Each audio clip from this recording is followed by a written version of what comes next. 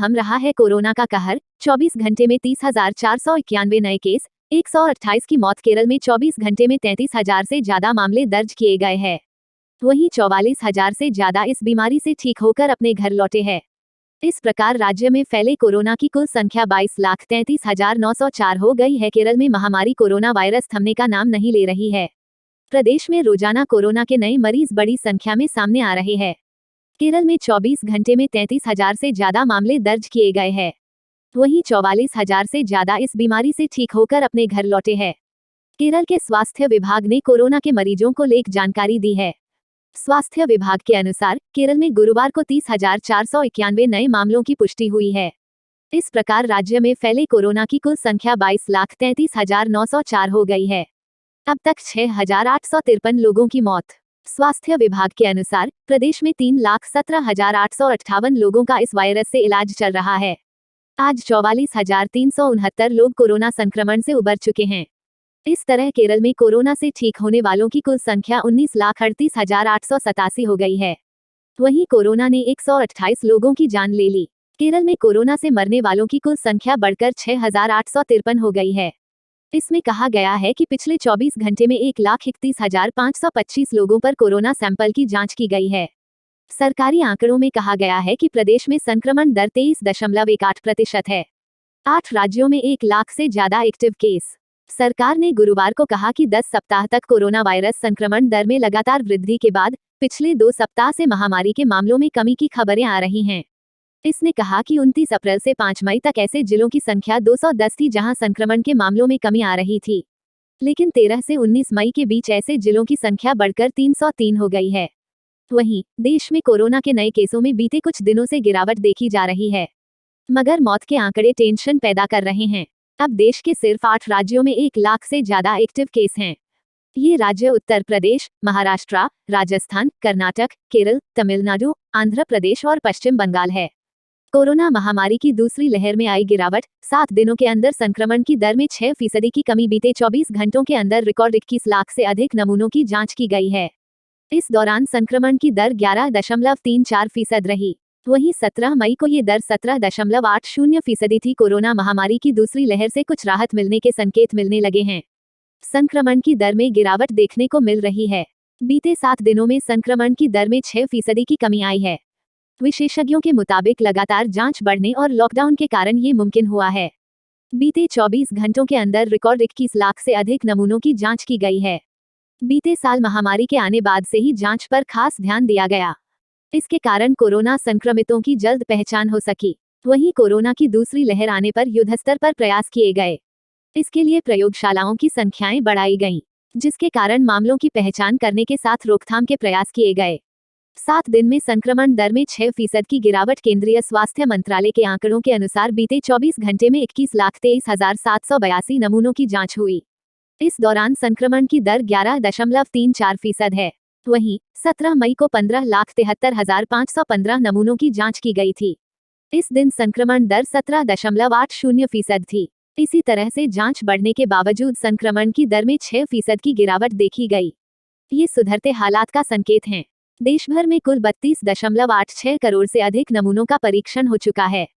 बीते 7 दिनों में रोजाना नमूनों की जांच में बढ़ोतरी हुई और संक्रमण दर में गिरावट दर्ज की गई है। संक्रमण के सबसे कम मामले हैं देश में। बीते 24 घंटों में कोरोना के 2,40,842 नए मामले सामने आए हैं। 21 अप्रैल के बाद संक्रमण ये सबसे कम मामले। आज रात 12 बजे से पूरे देश में, ध्यान से सुनिए, पूरे देश में। दोस्तों नमस्कार, जय हिंद, वंदे मातरम। स्वागत है आप सभी का आपके अपने न्यूज़ चैनल में। देश और दुनिया की तमाम बड़ी खबरों को लेकर हम आपके लिए हाजिर हो चुके हैं, तो अंत तक बने रहिए हमारे इस वीडियो के साथ, क्योंकि यहाँ पे आपको मिलेगी वही सारी खबरें जो कि आपके लिए जानना ज़रूरी है। दोस्तों सभी खबरें आपके लिए बहुत ही ज़्यादा महत्वपूर्ण होने वाली है, तो एक भी खबर को मिस नहीं कीजिएगा। इसके साथ साथ दोस्तों वीडियो बनाने में हमें बहुत ही ज़्यादा मेहनत लगती है, तो वीडियो को एक लाइक ज़रूर करें और चैनल को सब्सक्राइब करना बिल्कुल ना भूलें। तो चलिए बढ़ते हैं आज की बड़ी और महत्वपूर्ण खबरों की ओर। तो दोस्तों सबसे पहले मैं आपको बता दूं बहुत ही बड़ी अपडेट निकल कर आ रही है। असम में सुरक्षा बलों को बड़ी कामयाबी, मुठभेड़ में मार गिराए 6 उग्रवादी। क्या है पूरी खबर हम आपको बताएंगे। इसके साथ साथ दोस्तों पूरे देश में क्या रहा कोरोना वायरस का कहर, इसकी भी फुल डिटेल्स हम आपको देंगे। तो चलिए शुरू करते हैं सभी खबरों को विस्तार से। तो दोस्तों मैं आपको बता दूं भारत में कोरोना संक्रमण के एक दिन में 2.5 लाख से कम नए मामले सामने आए हैं। इसी के साथ संक्रमण के रोज आने वाले मामले लगातार 7वें दिन 3 लाख से काफ़ी नीचे आए हैं।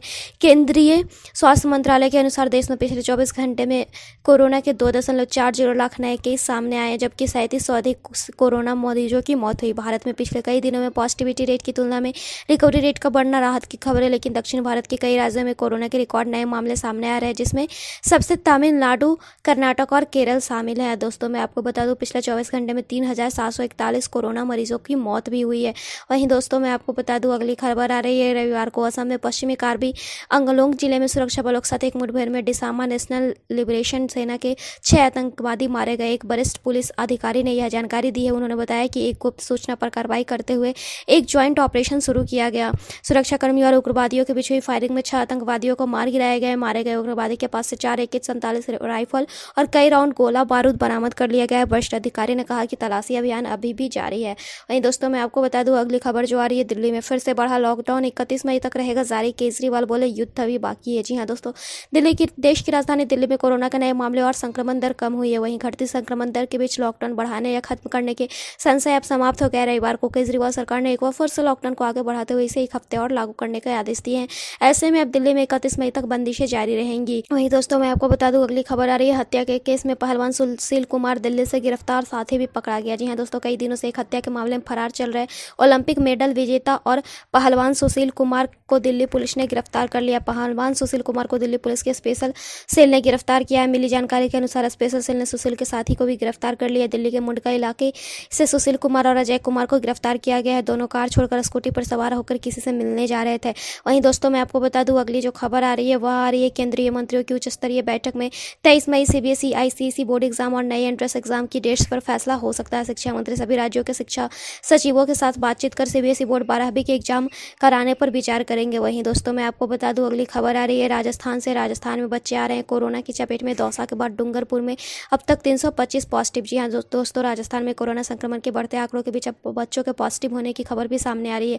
प्रदेश में डूंगरपुर जिले में प्रशासन ने शनिवार तक 315 बच्चों में कोरोना संक्रमण की पुष्टि की थी, जिसके बाद अब रविवार को इस आंकड़े में 10 पॉजिटिव संख्या की बढ़ोतरी हुई है। रविवार सुबह 10 बच्चे कोरोना संक्रमित मिले हैं, जिसके बाद डूंगरपुर से अब तक कुल 325 बच्चे कोरोना पॉजिटिव पाए गए हैं। इसमें बच्चों की उम्र 0 से 18 वर्ष बताई जा रही है। तो फिलहाल इस वीडियो में इतना ही। ऐसे ही खबरों के लिए बने रहिए हमारे चैनल के साथ। Then bye and thanks for watching this video. नमस्कार, जय हिंद, वंदे मातरम भाइयों और बहनों, स्वागत है आपका भारत के सबसे बड़े सरकारी न्यूज चैनल पर। तो दोस्तों टुडे ब्रेकिंग न्यूज के साथ देश और राज्य की 10 बड़ी ताजा खबरों को लेकर इस वीडियो में हम आपके सामने हाजिर हो चुके हैं। साथ ही में दोस्तों रेल सेवा, बस सेवा, कोरोना वायरस, लॉकडाउन, राशन वितरण और मोदी सरकार की नई योजना से जुड़ी हर छोटी से छोटी खबर और अपडेट भी इस वीडियो में देने वाले हैं। तो दोस्तों आज की पहली खबर की बात करें तो भारत के प्रधानमंत्री नरेंद्र मोदी जी ने आज कोरोना और लॉकडाउन की स्थिति का जायजा लेने के लिए राज्यों के मुख्यमंत्रियों के साथ वीडियो कॉन्फ्रेंसिंग के जरिए बैठक की। इस बैठक में कई अहम फैसले लिए गए। कुछ राज्यों में एक बार फिर से लॉकडाउन बढ़ाने का फैसला हुआ तो कुछ राज्यों में लॉकडाउन को खत्म करने का भी फैसला लिया गया।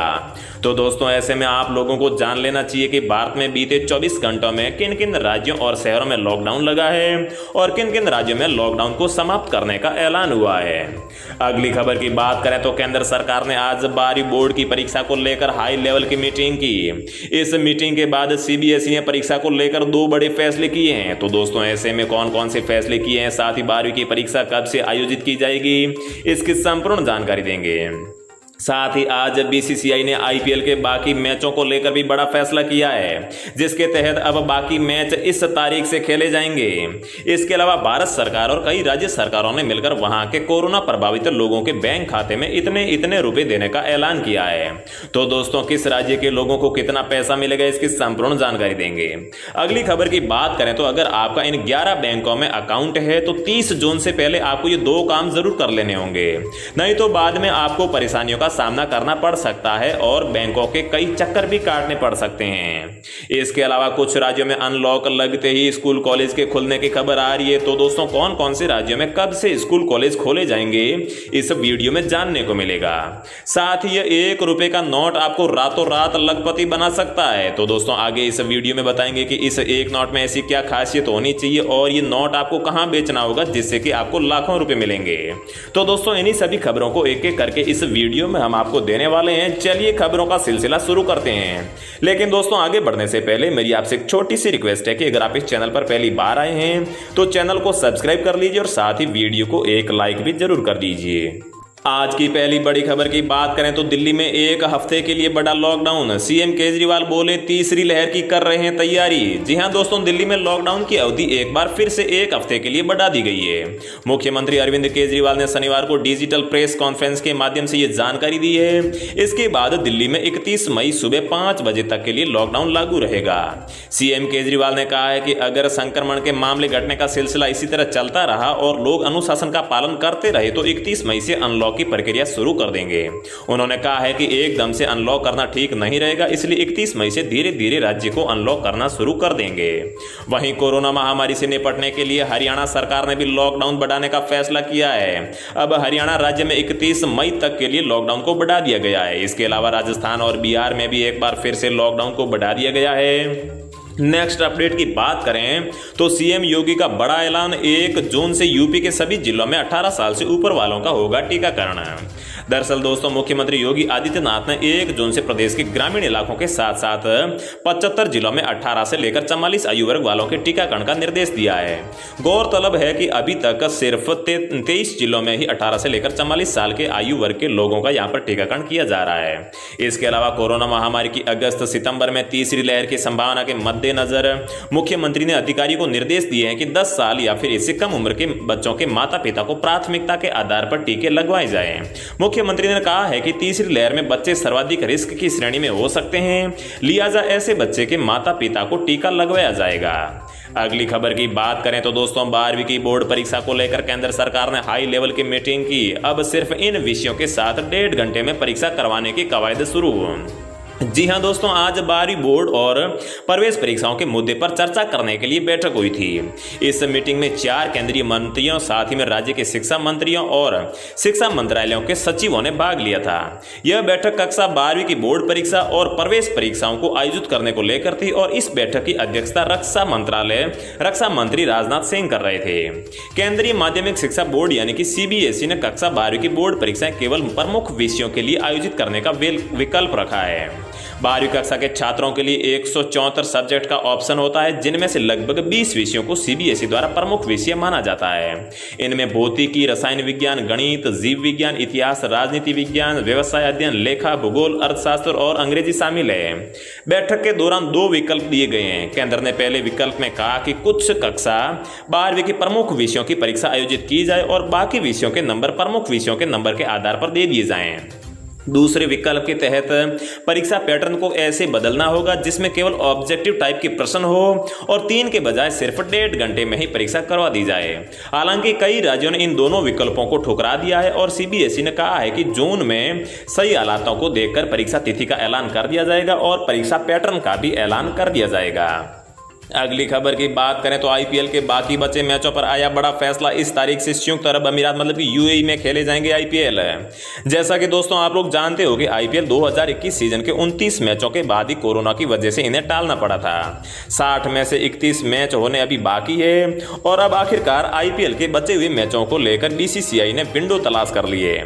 आईपीएल के बचे हुए मैच यूएई में 15 सितंबर से लेकर 15 अक्टूबर के बीच कराए जाएंगे। पहले भी बोर्ड इन मैचों के लिए 2 ऑप्शन पर विचार कर रही थी। इनमें इंग्लैंड और यूएई शामिल थे।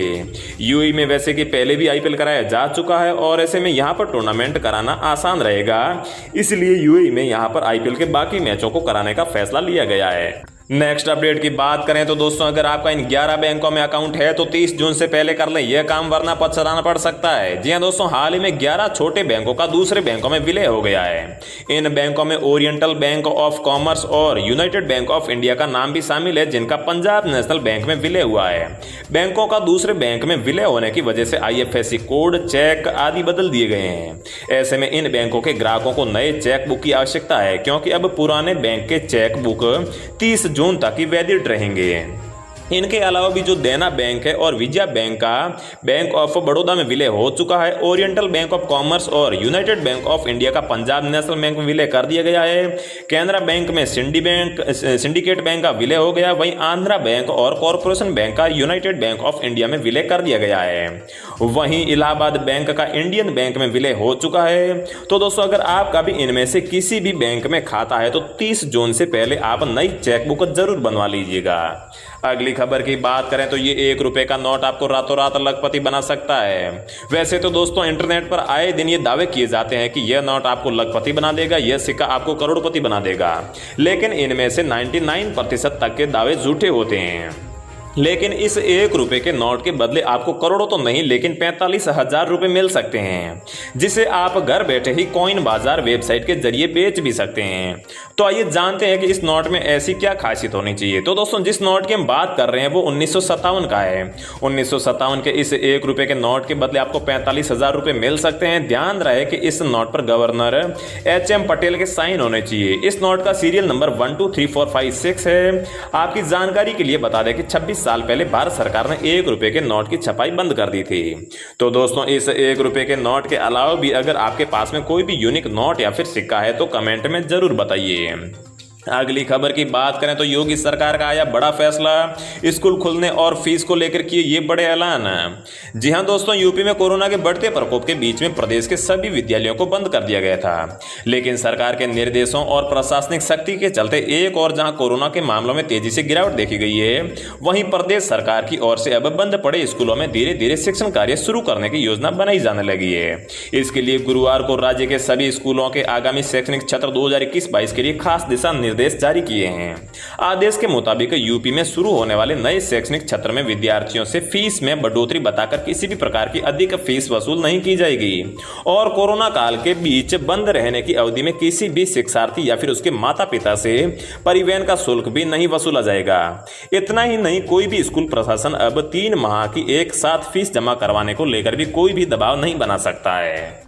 अगली खबर की बात करें तो दोस्तों अगर आप घर में खाना बनाने के लिए यहां पर सरसों के तेल का इस्तेमाल करते हैं तो दोस्तों आप लोगों के लिए एक खुशखबरी आई है। वैसे तो दोस्तों खाने के तेल का भाव आसमान छू रहा है। ऐसे में कीमत पर लगाम कसने के लिए सरकार इसके आयात पर लगने वाले एग्री सेस को घटा सकती है।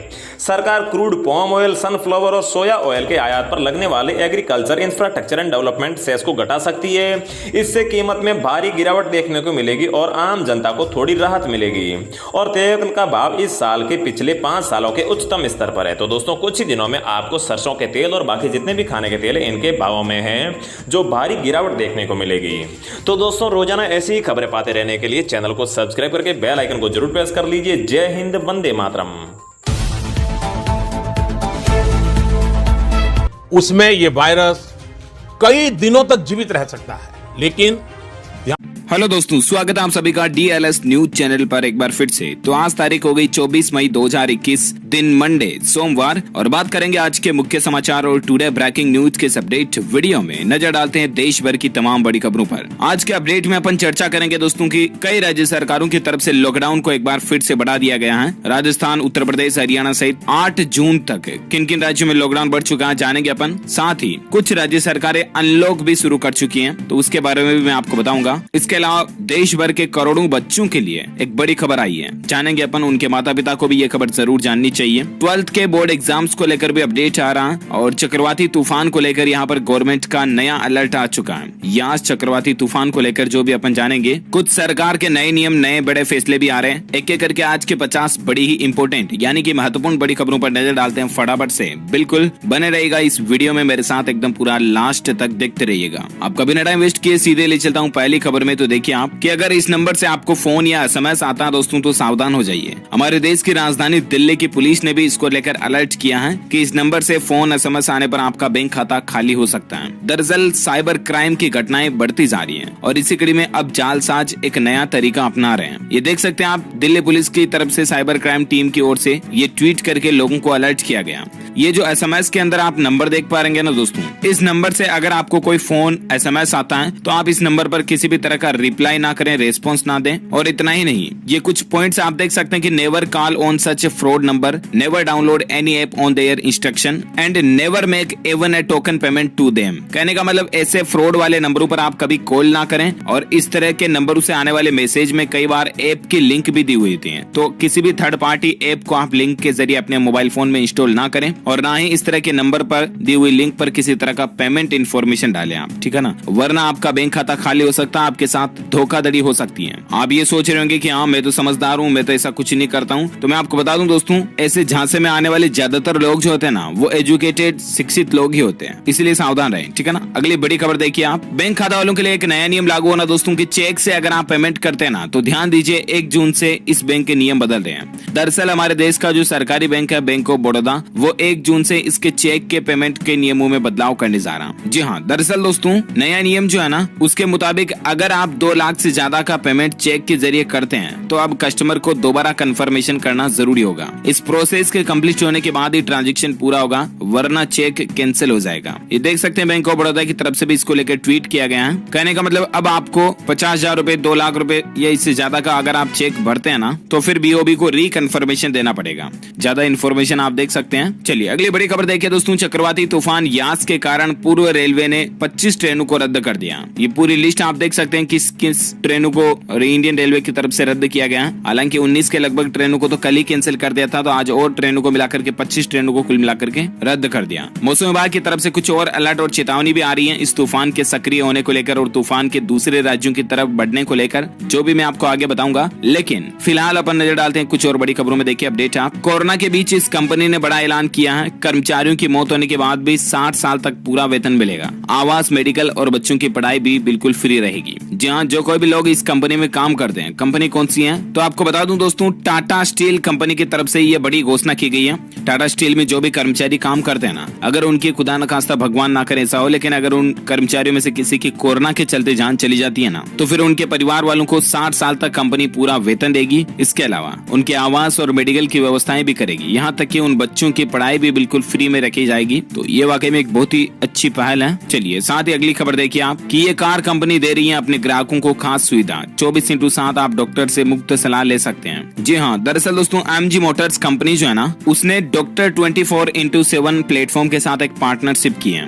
और ऐसे में MG के जो कस्टमर्स हैं वो डॉक्टर से 24/7 कभी भी परामर्श ले पाएंगे, ठीक है ना। साथ ही अगली खबर देखिए, फार्मर्स प्रोटेस्ट यानी कि किसान आंदोलन को लेकर अपडेट है। कांग्रेस समेत 12 विपक्षी पार्टियों का अभी भी संयुक्त किसान मोर्चा के लिए समर्थन जारी है। 26 मई को किसान भाई लोग काले दिवस के रूप में मनाने जा रहे हैं, क्योंकि इनकी मांग डिमांड यही है दोस्तों कि कृषि कानूनों को रद्द करे, तीनों कृषि कानूनों को। तो इसके लिए 12 अपोजिशन पार्टी जो है वो किसानों के साथ हैं और देखते हैं गवर्नमेंट इस पर क्या निर्णय लेती है। मैं आपको बता दूंगा अपडेट 26 तक। फिलहाल देखिए अगली खबर कि बैंक अब पर्सनल गारंटर की परिसंपत्तियां बेचकर भी कर सकेंगे कर्ज की वसूली। गारंटी देने वालों पर भी कर्ज की अदायगी की जिम्मेदारी होती है। जी हाँ, दरअसल दोस्तों सुप्रीम कोर्ट ने एक बड़ा फैसला दिया है। जो लोग दिवालिया कानून की प्रक्रिया से बचने की जुगत कर रहे हैं, उन कॉर्पोरेट घरानों के नामी लोगों के लिए सुप्रीम कोर्ट ने एक अहम फैसला सुनाते हुए कहा कि जिन किन्हीं भी लोगों ने, बड़ी बड़ी कंपनियों ने अगर बैंकों से कर्ज लिया हुआ है, लोन लिया हुआ है, तो अब उनके गारंटर को पूरी लोन की राशि चुकानी पड़ेगी, वरना बैंक जो है वो उनकी पर्सनल संपत्तियां बेच करके भी कर्ज की वसूली कर पाएंगे। ये एक सुप्रीम कोर्ट का अहम फैसला है। साथ ही अगली बड़ी खबर देखिए कि ब्लैक फंगस के बाद अब हमारे देश में कोविड पीड़ित बच्चों की समस्या बहुत ज्यादा बढ़ रही है और ये हमारे देश के डॉक्टरों के लिए एक चिंता की बात है।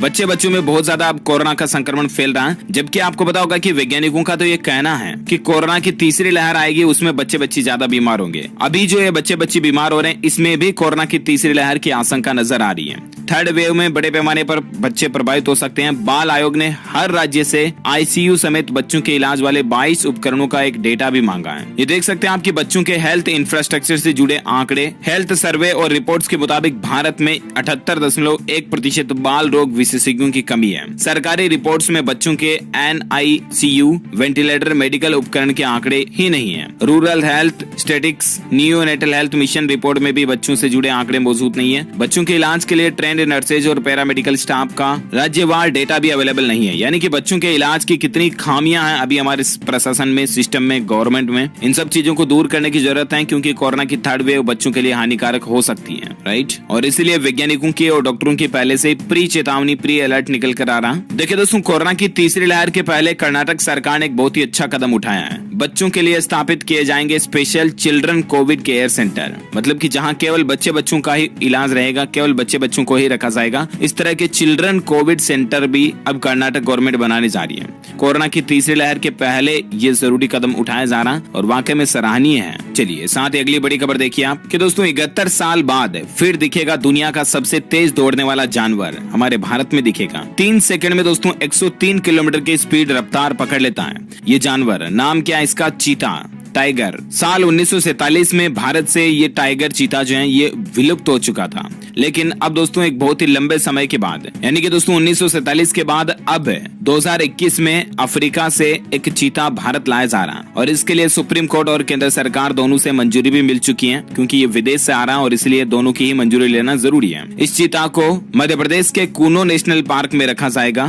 तो अच्छी बात यह है दोस्तों कि अब हमारे भारत में जो चीता है ना वो वापस आने जा रहा है। साथ ही अगली बड़ी खबर देखिए, एक रिपोर्ट में इस तरह का दावा किया जा रहा दोस्तों कि लॉकडाउन में 8 लाख प्रवासी मजदूरों ने दिल्ली को छोड़ दिया। वे अपने गांवों की तरफ पलायन करने लगे हैं। 8 लाख बाहर के जो मजदूर है ना वो राजधानी को छोड़ करके आ चुके हैं। हाल ही में हुए एक सर्वे में इस बात का पता चला। यानी कि दोस्तों हमारे देश के ज्यादातर मजदूर जो शहरों में काम करते हैं वो ग्रामीण इलाकों में अपने गाँव की तरफ लौट रहे हैं। चलिए साथ ही अगले अपडेट में बात करते हैं और नजर डालते हैं आज के मौसम समाचार पर। तो देखिए दोस्तों, यास चक्रवात से भारी नुकसान की आशंका जताई जा रही है और इसी को देखते हुए वायुसेना ने ऑलरेडी 25 हेलीकॉप्टर भी तैनात कर दिए हैं, ताकि ये तूफान आने के बाद बचाव राहत कार्यों में उनको काम में लिया जा सके।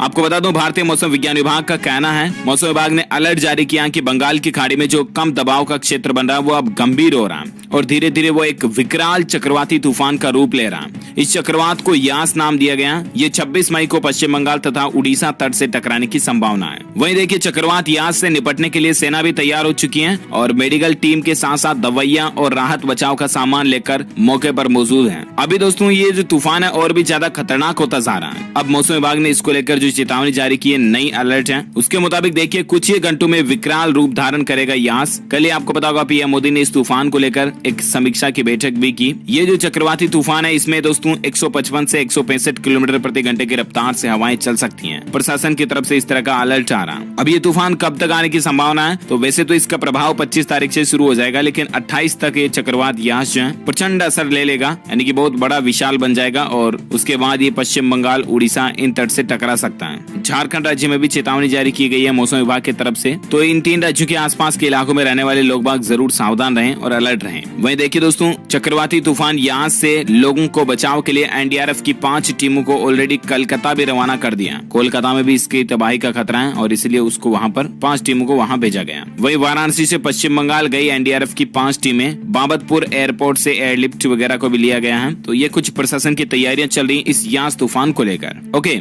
बाकी आपको बता दूं इस यास के बाद जो अगला चक्रवाती तूफान आएगा ना उसका नाम होगा गुलाब। ये तूफानों के नामकरण करने की भी एक रोचक प्रणाली है। दरअसल बात कुछ यूं है दोस्तों की दुनिया के 5-7 देश मिलकर के जो उधर के एरिया में अगर कोई तूफान आने वाला है तो उसका नामकरण करते हैं, जैसे कि बांग्लादेश, भारत, ईरान, बुरेवी, ये सब कुछ तूफान के नामकरण में हिस्सा लेते हैं। ओके, संपूर्ण भारत का अगले 24 घंटों के दौरान आज 24 मई 2021 का मौसम पूर्वानुमान आखिर क्या कहता है? तो मैं आपको बता दूं अगले 24 घंटों के दौरान अंडमान निकोबार द्वीप समूह में भारी बारिश होने की संभावना है। इसके अलावा तमिलनाडु, रायलसीमा, केरल, तटीय और दक्षिण आंतरिक कर्नाटक, तटीय उड़ीसा, तटीय आंध्र प्रदेश में भी हल्की से मध्यम बारिश हो सकती है। उत्तर पूर्व भारत, कोंकण और गोवा, जम्मू कश्मीर, गिलगित बाल्टिस्तान, मुजफ्फराबाद, लद्दाख और हिमाचल प्रदेश में भी हल्की फुल्की बारिश आपको देखने को मिल सकती है। ओके, ये रहा आज का वेदर अलर्ट। और आइए दोस्तों, अब अपन नजर डालते हैं कोरोना से जुड़ी कुछ बड़ी खबरों में। वीडियो को बीच में बिल्कुल भी बंद मत कीजिएगा, एकदम पूरा लास्ट तक देखते रहिएगा क्योंकि खबरें बहुत ही महत्वपूर्ण हैं। फिलहाल देखिए आप अगली खबर, कोरोना से संबंधित कुछ अपडेट में। राजस्थान के पूर्व मुख्यमंत्री जगन्नाथ पहाड़िया जी की पत्नी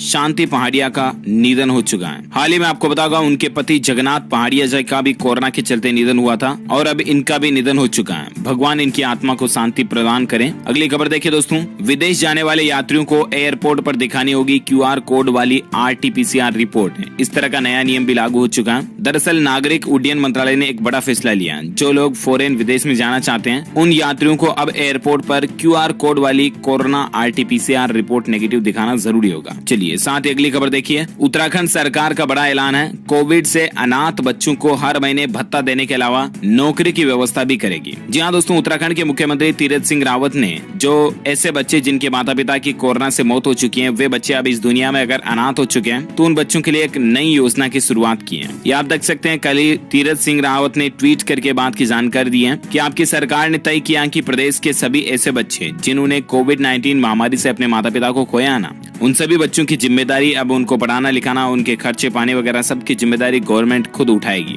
इसके लिए हम मुख्यमंत्री वात्सल्य योजना की भी शुरुआत करने जा रही है उत्तराखंड की राज्य सरकार। वाकई में सैल्यूट सरकार के इस फैसले को। और अगली खबर देखिए दोस्तों, कुछ डॉक्टरों ने ऐसे भी चौंकाने वाले खुलासे किए कि RT-PCR टेस्ट जो है ना, वही ब्लैक फंगस की बड़ी वजह बन रहा है। यानी कि कोरोना की जांच करना ही ब्लैक फंगस का एक महत्वपूर्ण कारण हो सकता है। हालांकि फिलहाल गवर्नमेंट की तरफ से ऐसा कोई ऑफिशियल अपडेट नहीं आ रहा, सिर्फ और सिर्फ देश के कुछ डॉक्टर वगैरह जो है चौंकाने वाले खुलासे कर रहे हैं, चिंता कर रहे हैं इस बात को लेकर। देखते हैं ऑफिशियली WHO की तरफ से या गवर्नमेंट ऑफ इंडिया की तरफ से ऑफिशियल क्या अपडेट आता है, मैं आपको बता दूंगा। फिलहाल देखिए आप अगली खबर, इस महामारी के चलते दोस्तों, अभी जो कोरोना महामारी चल रही है ना, इसके चलते अमेरिका और ब्राजील के बाद भारत दुनिया का तीसरा ऐसा देश बन चुका है जिसमें मौत का आंकड़ा 3 लाख के पार पहुंच चुका है। यानी कि भारत में कुल मरने वालों की संख्या आज 3 लाख से भी ज्यादा हो चुकी है। यानी कि भारत में भी कोरोना से कितनी मौतें हुई, इस बात का अंदाजा आप लगा सकते हैं। साथ ही बड़ी खबर देखिए आप, उत्तर प्रदेश की मुख्यमंत्री योगी आदित्यनाथ सरकार ने बड़ा फैसला लिया। जो लोग अब कोरोना दवाओं की कालाबाजारी करेंगे ना, उनकी संपत्ति गवर्नमेंट जब्त कर लेगी।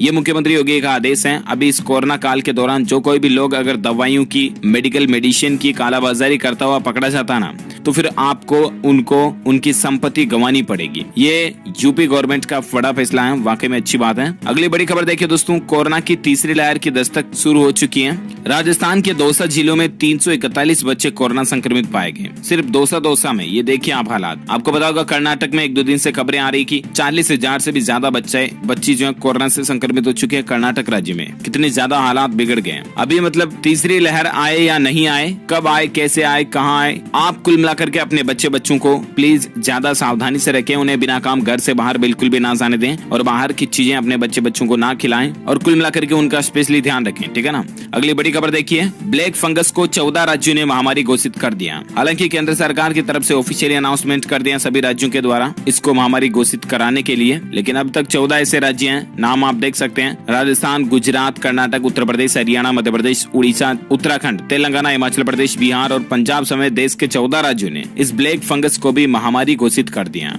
अच्छा, साथ ही बड़ी खबर देखिए, राजधानी दिल्ली में 1 सप्ताह तक के लिए लॉकडाउन को बढ़ा दिया गया है। हालांकि दिल्ली में 31 मई से ही अनलॉक की प्रक्रिया शुरू होगी, ये कहना दिल्ली के मुख्यमंत्री अरविंद केजरीवाल की ओर से। साथ ही बड़ी खबर देखिए दोस्तों, कोरोना से रिकवर होने के बाद हो सकते हैं गैंग्रीन का शिकार। जिस तरह से दोस्तों अभी कोरोना मरीजों में ब्लैक फंगस का मामला देखा जा रहा ना, उसी तरह से अब कोरोना से ठीक होने वाले लोगों में गैंग्रीन बीमारी का भी शिकार होना पड़ सकता है उनको। शुगर पेशेंट और स्मोकर्स जो बीड़ी सिगरेट वगैरह पीते हैं, स्मोकिंग करते हैं, उन लोगों को इससे ज्यादा खतरा है। अब ये गैंग्रीन क्या होता है, तो इससे पहले आप एक एग्जाम्पल देखिए। उत्तरी गुजरात के बनासकांठा कांठा के भाबर के रहने वाले 26 साल के हीराजी लोहार को गैंग्रीन होने के बाद उनका बायां पैर काटना पड़ा था। अब आप अंदाजा लगा सकते हैं कि ये कितनी गंभीर बीमारी है। गैंग्रीन क्या होता है? जब दोस्तों ये एक ऐसी बीमारी है जब हमारे कोई अंग विशेष में होती है और वो अंग पूरा खराब हो जाता है, उस अंग तक ब्लड पहुंचना बंद हो जाता है, वो अंग एक तरह से मर जाता है। पर्टिकुलर कोई हाथ हो गया या ऐसा हो गया तो वो पूरा ही खत्म हो जाता है, उसमें ब्लड पहुंचना बंद हो जाता है और वो चीज खत्म हो जाती है। फिर उसको पूरा को काटना ही पड़ता है, इसके अलावा और कोई सोल्यूशन नहीं होता है। जिस तरह से अभी ब्लैक फंगस बढ़ने के बाद लोगों की आंखें गंवानी पड़ रही है ना, ठीक वैसे ही, इसलिए प्लीज आप सावधान रहें पहले से ही। वहीं बड़ी खबर देखिए, तमिलनाडु राज्य में भी 1 सप्ताह के लिए पूर्ण लॉकडाउन बढ़ चुका है। अच्छा, तमिलनाडु के अलावा दोस्तों राजस्थान सरकार ने भी 8 जून तक लॉकडाउन बढ़ा दिया। मैंने आपको कल शाम को ही एक सेपरेट वीडियो में अपडेट बताया था। इस बार राजस्थान के अंदर लॉकडाउन में 30 जून तक तो शादियों पर कंप्लीटली रोक रहेगी, और इसके अलावा क्या खुला रहेगा क्या बंद रहेगा, मेडिकल सुविधाओं को लेकर, साथ ही पेट्रोल डीजल के लिए पेट्रोल पंप कब खुलेंगे, कितनी क्या टाइमिंग रहेगी, किराने की दुकानें कब खुलेगी, सब्जी फल फ्रूट वाले रेडी वालों के लिए क्या नियम है, ये कंप्लीट जानकारी एक सेपरेट वीडियो में बता रखी है, तो उसको आप चेक कर लीजिएगा हमारे चैनल पर विजिट करके। DLS न्यूज चैनल पर आपको देखने को मिल जाएगी। ओके, साथ ही देखिए दोस्तों, जम्मू कश्मीर से केरल तक आखिर किन किन राज्यों ने लॉकडाउन को बढ़ा दिया, तो यहाँ पर लिस्ट दी हुई है। दिल्ली, उत्तर प्रदेश, केरल, तमिलनाडु, गुजरात, महाराष्ट्र, हरियाणा, झारखंड, छत्तीसगढ़, कर्नाटक, जम्मू कश्मीर, गोवा और राजस्थान, इन राज्यों ने लॉकडाउन को बढ़ा दिया। ऑलमोस्ट सभी राज्यों ने 31 मई तक तो लॉकडाउन एक्सटेंड कर ही दिया है, और राजस्थान सरकार ने आपको पता होगा कल ही 8 जून तक लॉकडाउन को बढ़ा दिया, ठीक है ना।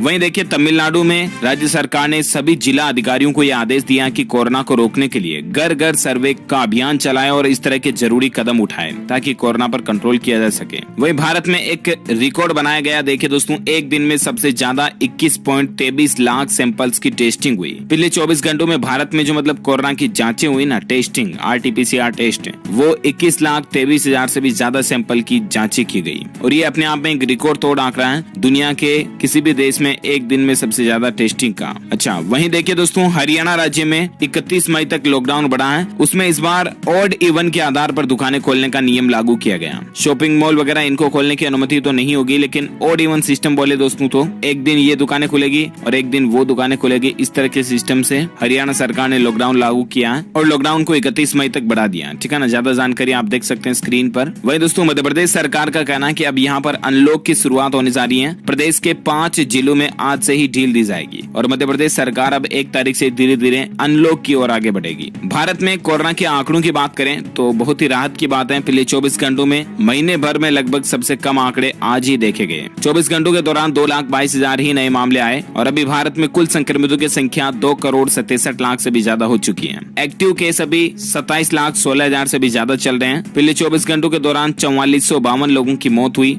और उसके बाद भारत में कुल मरने वालों की संख्या का आंकड़ा 3,03,000 से भी ज्यादा पहुंच चुका है। तो ये तो रहे आज के कोरोना अपडेट्स, और अब अपन नजर डाल लेते हैं कुछ एजुकेशन शिक्षा से संबंधित खबरों पर। तो आपको पता होगा कि CBSE की बोर्ड एग्जाम्स को लेकर कल ही एक महत्वपूर्ण बैठक हुई और उसमें यह निर्णय लिया गया दोस्तों कि एक तो 25 मई तक राज्यों से लिखित में सुझाव मांगे हैं। शिक्षा मंत्री निशंक बोले कि छात्रों का भविष्य महत्वपूर्ण है और इसीलिए एग्जाम को रद्द तो नहीं किया जा सकता, लेकिन यहाँ पर राज्य सरकारों की तरफ से 25 तारीख तक सुझाव मांगे गए हैं और उसके बाद CBSE 12th के एग्जाम को लेकर कोई डिसीजन लेगी। वहीं दिल्ली के डिप्टी CM का कहना है कि पहले बच्चों को वैक्सीन लग जाए उसके बाद ही एग्जाम कराने चाहिए। अब CBSE के 12वीं के परीक्षाओं का क्या होगा, इस पर अंतिम फैसला 30 मई को आएगा। 1 जून से पहले आ जाएगा तो मैं आपको बता दूंगा DLS न्यूज चैनल के माध्यम से अपडेट। या तो दोस्तों जुलाई में इसकी परीक्षाएं होने की संभावना है, या तो एग्जाम रद्द कर दिया जाता है, या क्या होता है, जो कोई भी ऑफिशियल अपडेट आएगा तो मैं आपको बता दूंगा। वहीं राजस्थान बोर्ड की परीक्षा जून में कराने की सूचना इंटरनेट पर वायरल हो रही है। इस पर भी शिक्षा विभाग का कहना है कि ऐसा कोई भी प्लान अभी नहीं है। इंटरनेट पर मतलब सोशल मीडिया पर इस तरह का मैसेज वायरल किया जाना कि राजस्थान बोर्ड की 5 जून से परीक्षाएं होंगी, तो इस तरह का दावा फर्जी है। ओके, साथ ही देखिए दोस्तों, 12th बोर्ड एग्जाम पर बैठक में फैसला लिया गया 3 मुख्य सब्जेक्ट की परीक्षा होगी। केंद्रीय शिक्षा मंत्री डॉक्टर रमेश पोखरियाल निशंक ने आगामी बोर्ड परीक्षा JEE मेन, नीट सहित कई सारी प्रतियोगी परीक्षाओं को लेकर आज बड़े फैसले लिए। एक मीटिंग हुई और मीटिंग खत्म होने के बाद ये डिसीजन लिया गया दोस्तों कि जिन राज्य सरकारों ने 12वीं का एग्जाम कंडक्ट कराने की प्लानिंग कर रखी है ना, वे सिर्फ 20 मुख्य विषयों की ही परीक्षा ले। इंपोर्टेंट सब्जेक्ट की, जैसे कि साइंस से रिलेटेड सब्जेक्ट्स हो गए, physics, chemistry, mathematics, biology, history, political science, business studies, accounts, economics, English वगैरह, इन इस तरह के 20 जो मुख्य विषय है ना, उन्हीं की ही परीक्षा ली जाएगी अगर परीक्षा होगी तो भी। वही देखिए, एजुकेशन को लेकर और एक खबर ये है कि मध्य प्रदेश बोर्ड ने 10वीं के रिजल्ट को लेकर निर्देश दिए हैं। OMR सीट भरने की लास्ट डेट को भी बढ़ा दिया। अब स्टूडेंट जो हैं एग्जाम फॉर्म से संबंधित OMR सीट जो है ऑनलाइन या ऑफलाइन किसी भी तरीके से भर सकते हैं। 10 जून इसकी लास्ट डेट को कर दिया। वहीं देखिए छत्तीसगढ़ राज्य सरकार ने एक बड़ा फैसला लिया दोस्तों कि अब घर से ही होंगे 12वीं के बोर्ड एग्जाम। इस तरह का नया नियम छत्तीसगढ़ राज्य ने लागू कर दिया। 1 जून से ही 12वीं की परीक्षाएं होगी और सबसे खास बात यह है कि परीक्षाएं घर पर ही होगी। इसके तहत छात्रों को चयनित केंद्रों से प्रश्न पत्र लेने और उन्हें घर ले जाने और 5 दिन के अंदर अंदर आपको उत्तर पुस्तिका जमा कराने की अनुमति दी जाएगी। इस तरह के नए आदेश के द्वारा, नए नियमों के द्वारा छत्तीसगढ़ राज्य सरकार परीक्षा कंडक्ट कराने जा रही है। ओके, तो ये तो रही कुछ एजुकेशनल खबरें हैं। वही दोस्तों खबर देखिए, अर्थक्वेक यानी कि भूकंप आया कल ही मणिपुर राज्य में 4.3 तीव्रता के साथ। हालांकि अच्छी बात यह कि जान माल का नुकसान नहीं हुआ। ओके दोस्तों, तो इस कड़ी में आज दिन भर की तमाम बड़ी खबरें, मुख्य समाचार, टुडे ब्रेकिंग न्यूज का अपडेट वीडियो यही फिनिश होता है। वैसे आप मुझे नीचे कमेंट करके बताइए कि फलों का राजा कौन से फल को कहा जाता है। जी हाँ, which fruit king of the fruits. Comment करके मुझे बताइए इस वीडियो के नीचे। जो लोग इस सवाल का सही जवाब देंगे वो रेंडमली सेलेक्ट किए जाएंगे हमारी DLS न्यूज टीम की तरफ से और आप जीत सकते हैं एक शानदार सरप्राइज गिफ्ट जो कि गिव अवे के रूप में आप तक पहुंचा दिया जाएगा। इसी के साथ ही अगर आपको ये वीडियो अच्छा लगा तो इसे लाइक करना, शेयर भी करना अपने दोस्तों के साथ फेसबुक और व्हाट्सएप पर। और आप हमारे चैनल DLS न्यूज को सब्सक्राइब करके बेल आइकॉन भी जरूर दबा देना ताकि आपको रोजाना की ताजा खबरें और मुख्य समाचार तुरंत आपके मोबाइल पर मिल जाएंगे। ओके, और बाकी ख्याल रखिएगा आप अपने आप का, अपने परिवार का भी। बिना काम बिल्कुल घर से बाहर मत निकलना, खास करके आप अपने छोटे बच्चों का विशेष ध्यान रखना। मिलेंगे अगले नेक्स्ट अपडेट में, तब तक के लिए thank you, take care, goodbye, जय हिंद, जय भारत, वंदे मातरम। चक्रवाती तूफान ताउते के बाद अब देश के पूर्वी तटीय क्षेत्रों में यास तूफान का खतरा मंडरा रहा है। ये तूफान बंगाल की खाड़ी में उठने वाला है। तूफान यास को लेकर तैयारियों पर आज प्रधानमंत्री मोदी भी समीक्षा बैठक करने वाले। चक्रवात यास को लेकर 10 बड़े अपडेट आपको दे देते हैं। 24 घंटे में तूफान बंगाल की खाड़ी पहुंचेगा। 26 मई को ओडिशा बंगाल के तटों को पार कर सकता है। तूफान को लेकर पीएम मोदी समीक्षा बैठक भी आज करने वाले हैं और पीएम मोदी NDMA से तैयारियों को जायजा लेंगे कि आखिर क्या तैयारियां की गई हैं, इससे निपटने की क्या तैयारियां हैं। समीक्षा बैठक की जाएगी। गृह मंत्री अमित शाह भी उसमें शामिल हो रहे हैं। ओडिशा में NDRF की 22 टीमों को एहतियातन तैनात किया गया है। ओडिशा के CM ने DM और SP को निर्देश दिए हैं। अस्पतालों में ऑक्सीजन सप्लाई के निर्देश दिए गए हैं। नौसेना के जहाज और हेलीकॉप्टर तैनात किए गए हैं। तूफान के चलते रेलवे ने 19 ट्रेनों को रद्द करने का फैसला भी लिया है। कितनी गति इसकी होगी, कितनी रफ्तार होगी, किस हद तक ये नुकसान पहुंचा सकता है, इसके लिए तैयारी पहले से की जा सके और प्रधानमंत्री नरेंद्र मोदी खास तौर पर खुद ख्याल कर रहे हैं। गृह मंत्रालय के तमाम अधिकारी यहां पर मौजूद हैं, मौसम विभाग के तमाम अधिकारी यहां पर मौजूद हैं। तो ये बड़ी खबर हम आपको बता रहे हैं। कुछ ही देर में वो तस्वीरें भी हम आपको दिखाएंगे जब पीएम मोदी यहां पर बैठक करना शुरू कर चुके हैं यास तूफान पर।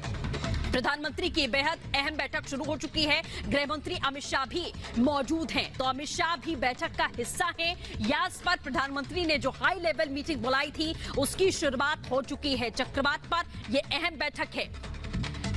इससे पहले भी तौकते तूफान को लेकर प्रधानमंत्री नरेंद्र मोदी ने बेहद अहम बैठक की थी। बारीकियों से समझने की कोशिश की थी कि ये तूफान कितना घातक हो सकता है, कितनी रफ्तार से हवाएं चल सकती हैं, खास तौर पर जो तटीय राज्य हैं यानी कि बंगाल और उड़ीसा में सीधे माना जा रहा है कि काफी हद तक ये नुकसान पहुंचा सकता है और वहां पर ये बड़े चक्रवात का रूप धारण कर सकता है।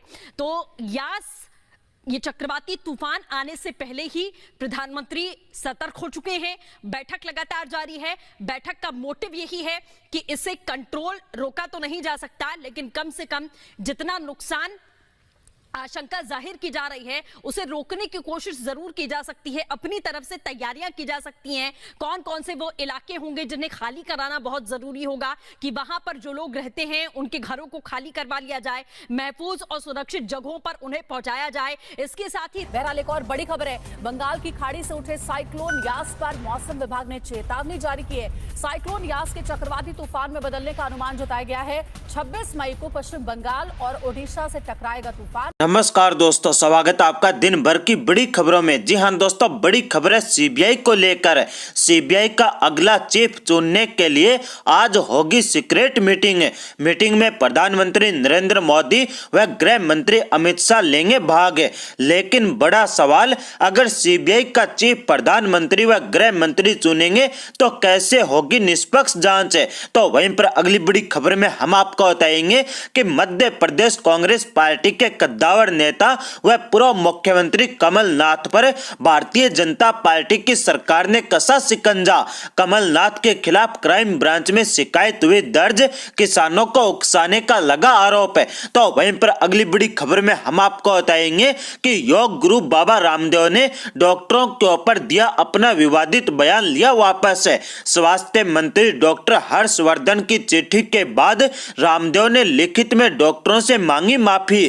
तो वहीं पर अगली बड़ी खबर में हम आपको बताएंगे कि मोदी राज में भारत ने एक बार फिर बनाई शीर्ष 3 देशों के अंदर जगह। भारत में कोरोना से मौतों की तादाद 3 लाख के हुई पार है। अमेरिका और ब्राजील के बाद भारत ऐसा तीसरा देश बना। तो वहीं पर अगली बड़ी खबर में हम आपको बताएंगे कि कोरोना महामारी में भाजपा नेता जमीनी स्तर पर हुए गायब है। भाजपा ने कोरोना काल में पार्टी नेताओं के गायब होने के बीच दिया बड़ा आदेश, कहा कि पार्टी नेता जमीन के ऊपर काम करते दिखाई देने चाहिए, अन्यथा नहीं मिलेगा टिकट। तो वहीं पर अगली बड़ी खबर में हम आपको बताएंगे कि कोरोना संकट के बीच 8 जून तक राजस्थान में बड़ा लॉकडाउन है। अशोक गहलोत सरकार का बड़ा फैसला, इससे पहले दिल्ली व मध्य प्रदेश में बड़ा लॉकडाउन है। जी हां दोस्तों, एक एक करके आपको सभी खबरें विस्तार से बताएंगे। उससे पहले दोस्तों, अगर आप भी चाहते हैं कि देश भर के अंदर ईवीएम मशीन के ऊपर प्रतिबंध लगे और देश भर के अंदर पंचायत चुनाव से लेकर विधानसभा चुनाव और लोकसभा चुनाव बैलेट पेपर से करवाया जाए, तो आप इस वीडियो को लाइक करें और कमेंट बॉक्स में ईवीएम बैन लिखकर अपना बहुमूल्य समर्थन जरूर दें, ताकि आने वाले 2024 के लोकसभा चुनाव से पहले देश भर के अंदर ईवीएम मशीन के ऊपर पूर्णतः प्रतिबंध लगवाया जा सके और 2024 का लोकसभा चुनाव बैलेट पेपर से करवाया जा सके। आज की पहली बड़ी खबर है सीबीआई को लेकर। जी दोस्तों, सीबीआई का अगला चीफ चुनने के लिए आज होगी सीक्रेट मीटिंग। मीटिंग में प्रधानमंत्री नरेंद्र मोदी व गृह मंत्री अमित शाह होंगे शामिल। लेकिन बड़ा सवाल, अगर सीबीआई का चीफ प्रधानमंत्री व गृह मंत्री चुनेंगे तो कैसे होगी निष्पक्ष जांच? जी हां दोस्तों, आपको बता दें कि देश की सबसे शक्तिशाली जांच एजेंसी केंद्रीय जांच ब्यूरो यानी सीबीआई के प्रमुख का पद मार्च महीने से ही रिक्त पड़ा है। सीबीआई चीफ पद से ऋषि कुमार शुक्ला के सेवानिवृत्त होने के बाद से ही केंद्रीय जांच एजेंसी को अपने नए प्रमुख की तलाश है और सीबीआई के चीफ का यह इंतजार जल्दी ही समाप्त हो सकता है। सीबीआई का नया प्रमुख चुनने के लिए आज यानी 24 मई को बैठक होनी है। आपको बता दें दोस्तों कि इस बैठक के अंदर प्रधानमंत्री नरेंद्र मोदी, सर्वोच्च न्यायालय के मुख्य न्यायाधीश एनवी रमना और लोकसभा में विपक्ष के नेता अधीर रंजन चौधरी शामिल होंगे। सीबीआई प्रमुख का चयन करने के लिए होने जा रही इस बैठक में उन नामों के ऊपर चर्चा होगी जो इस पद की रेस में है। बताया जा रहा है कि सीबीआई प्रमुख के लिए जो नाम रेस में है उनमें अंतरिम सीबीआई अध्यक्ष, बीएसएफ और नारकोटिक्स कंट्रोल ब्यूरो के प्रमुख राकेश अस्थाना और राष्ट्रीय जांच एजेंसी यानी एनआईए के प्रमुख वाईसी मोदी भी शामिल है। आपको बता दें दोस्तों कि अगर इस प्रकार की जांच एजेंसी के प्रमुख चुनने के लिए प्रधानमंत्री और गृह मंत्री जैसे व्यक्ति शामिल होंगे तो क्या इस प्रकार की एजेंसी कभी भी निष्पक्ष जांच कर पाएगी? आपको बता दें दोस्तों कि जब सीबीआई का प्रमुख चुनेंगे प्रधानमंत्री तो क्या विपक्ष के ऊपर मनमाने तरीके से कार्रवाई नहीं करवाएंगे? आपको बता दें दोस्तों कि यही कारण है कि मोदी सरकार के आने के बाद विपक्षी नेताओं के ऊपर लगातार सीबीआई के द्वारा कार्रवाई की जा रही है, क्योंकि मोदी और शाह की जोड़ी मिलकर ही सीबीआई के चीफ को चुनती है और वो फिर विपक्षी नेताओं के ऊपर कार्रवाई करते हैं। आज की अगली बड़ी खबर है मध्य प्रदेश कांग्रेस पार्टी के कद्दावर नेता कमलनाथ को लेकर। जी हां दोस्तों, मध्य प्रदेश कांग्रेस नेता व पूर्व मुख्यमंत्री कमलनाथ के ऊपर भारतीय जनता पार्टी की सरकार ने कसा शिकंजा। कमलनाथ के खिलाफ क्राइम ब्रांच में शिकायत हुई दर्ज, किसानों को उकसाने का लगाया गया आरोप है। जी हां दोस्तों, आपको बता दें कि मध्य प्रदेश के पूर्व मुख्यमंत्री कमलनाथ के खिलाफ भोपाल क्राइम ब्रांच में मामला दर्ज किया गया है। यह मामला आईपीसी की धारा 188 और आपदा प्रबंधन अधिनियम 2005 की धारा 54 के तहत दर्ज किया गया है। यह पूरा मामला भ्रामक जानकारी फैलाने के तहत दर्ज किया गया है। आपको बता दें दोस्तों कि भाजपा ने क्राइम ब्रांच को इस मामले में केस दर्ज करने के लिए आवेदन दिया था। दरअसल एक प्रेस कॉन्फ्रेंस में कमलनाथ ने कोरोना को लेकर कहा था कि दुनिया इसे अब इंडियन कोरोना के नाम से जानती है। साथ ही उनके ऊपर आरोप लगा है कि वो कोरोना महामारी के बीच किसानों को उकसाने का काम कर रहे हैं। इनके अलावा भाजपा ने आवेदन के अंदर आरोप लगाए थे कि कमलनाथ ने सरकार के ऊपर लाखों लोगों की मौत का आंकड़ा छिपाने के आरोप लगाए थे, जो आपत्तिजनक है। बीजेपी ने यह आवेदन रविवार दोपहर को दिया था, जिसके बाद कल शाम को आवेदन के ऊपर एक्शन लेते हुए कमलनाथ के खिलाफ इन दोनों धाराओं के तहत मामला दर्ज कर लिया गया है। पुलिस के मुताबिक दोनों धाराएं जमानती है, लेकिन मुकदमा तो चलेगा।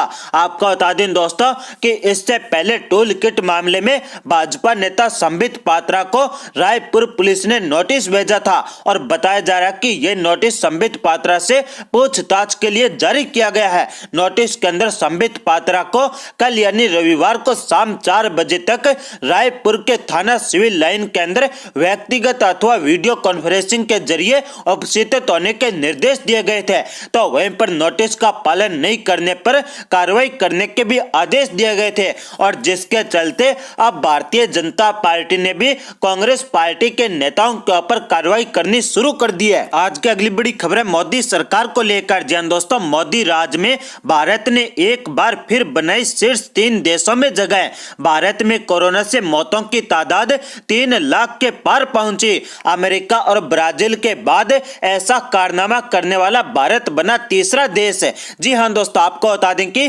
भारत में कोरोना से मौतों का आंकड़ा 3 लाख के पार कर गया है। यह भारत के अंदर कोरोना से हुई मौतों का आधिकारिक आंकड़ा है, जो कोरोना की दूसरी लहर के दौरान जबरदस्त तरीके से बढ़ा है। कोरोना की दूसरी लहर में संक्रमण जबरदस्त तरीके से बढ़ने के कारण भारत अमेरिका और ब्राजील को पार करते हुए 3 लाख से ज्यादा मौतों के आंकड़े को छू लिया है। आपको बता दें दोस्तों कि भारत के अंदर कोरोना महामारी से मरने वालों की तादाद अगले 4 दिनों के अंदर 4 लाख के पार कर जाएगी। भारत के अंदर प्रतिदिन 4000 से लेकर 5000 लोगों की कोरोना से मौत हो रही है। परंतु सबसे बड़ी बात यह है कि ये मौतें सिर्फ कागजी मौतें हैं। अगर धरातल के ऊपर देखें तो भारत के अंदर 10 लाख से ज्यादा लोगों की कोरोना से मौत हो चुकी है। आपको बता दें दोस्तों कि दूसरी तरफ है कोरोना महामारी में भाजपा नेता जमीनी स्तर से हुए गायब है। भाजपा ने कोरोना काल में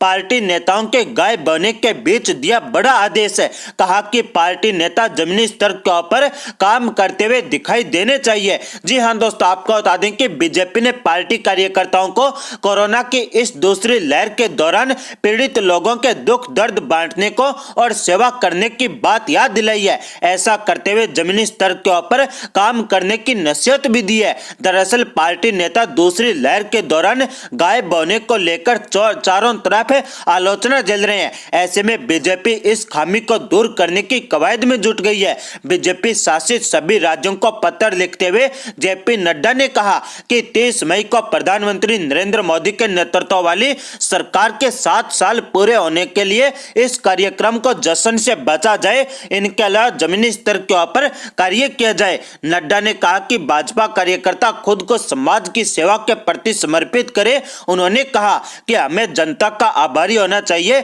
जिसने हमें 7 साल सेवा करने का मौका दिया।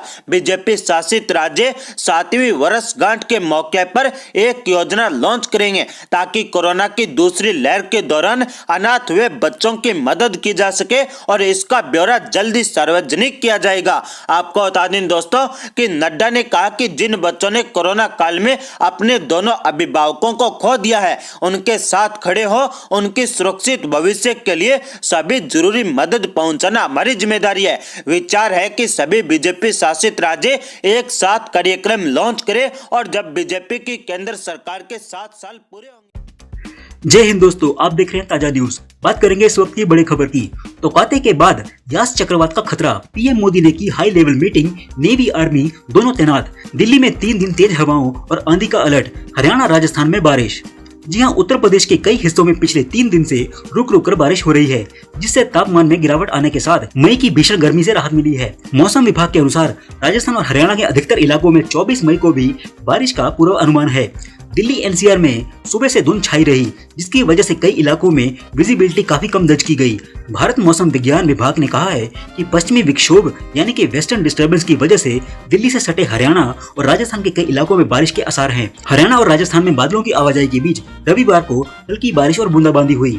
नारनौल, बावल, फतेहाबाद, कोटपुतली, राजगढ़ और आसपास के क्षेत्रों में हल्की से मध्यम बारिश हो सकती है। वहीं राष्ट्रीय राजधानी में रविवार भी मौसम सुहावना रहा। दिल्ली में आंशिक रूप से बादल छाए रहे और हवाओं के बीच गर्मी से राहत मिली।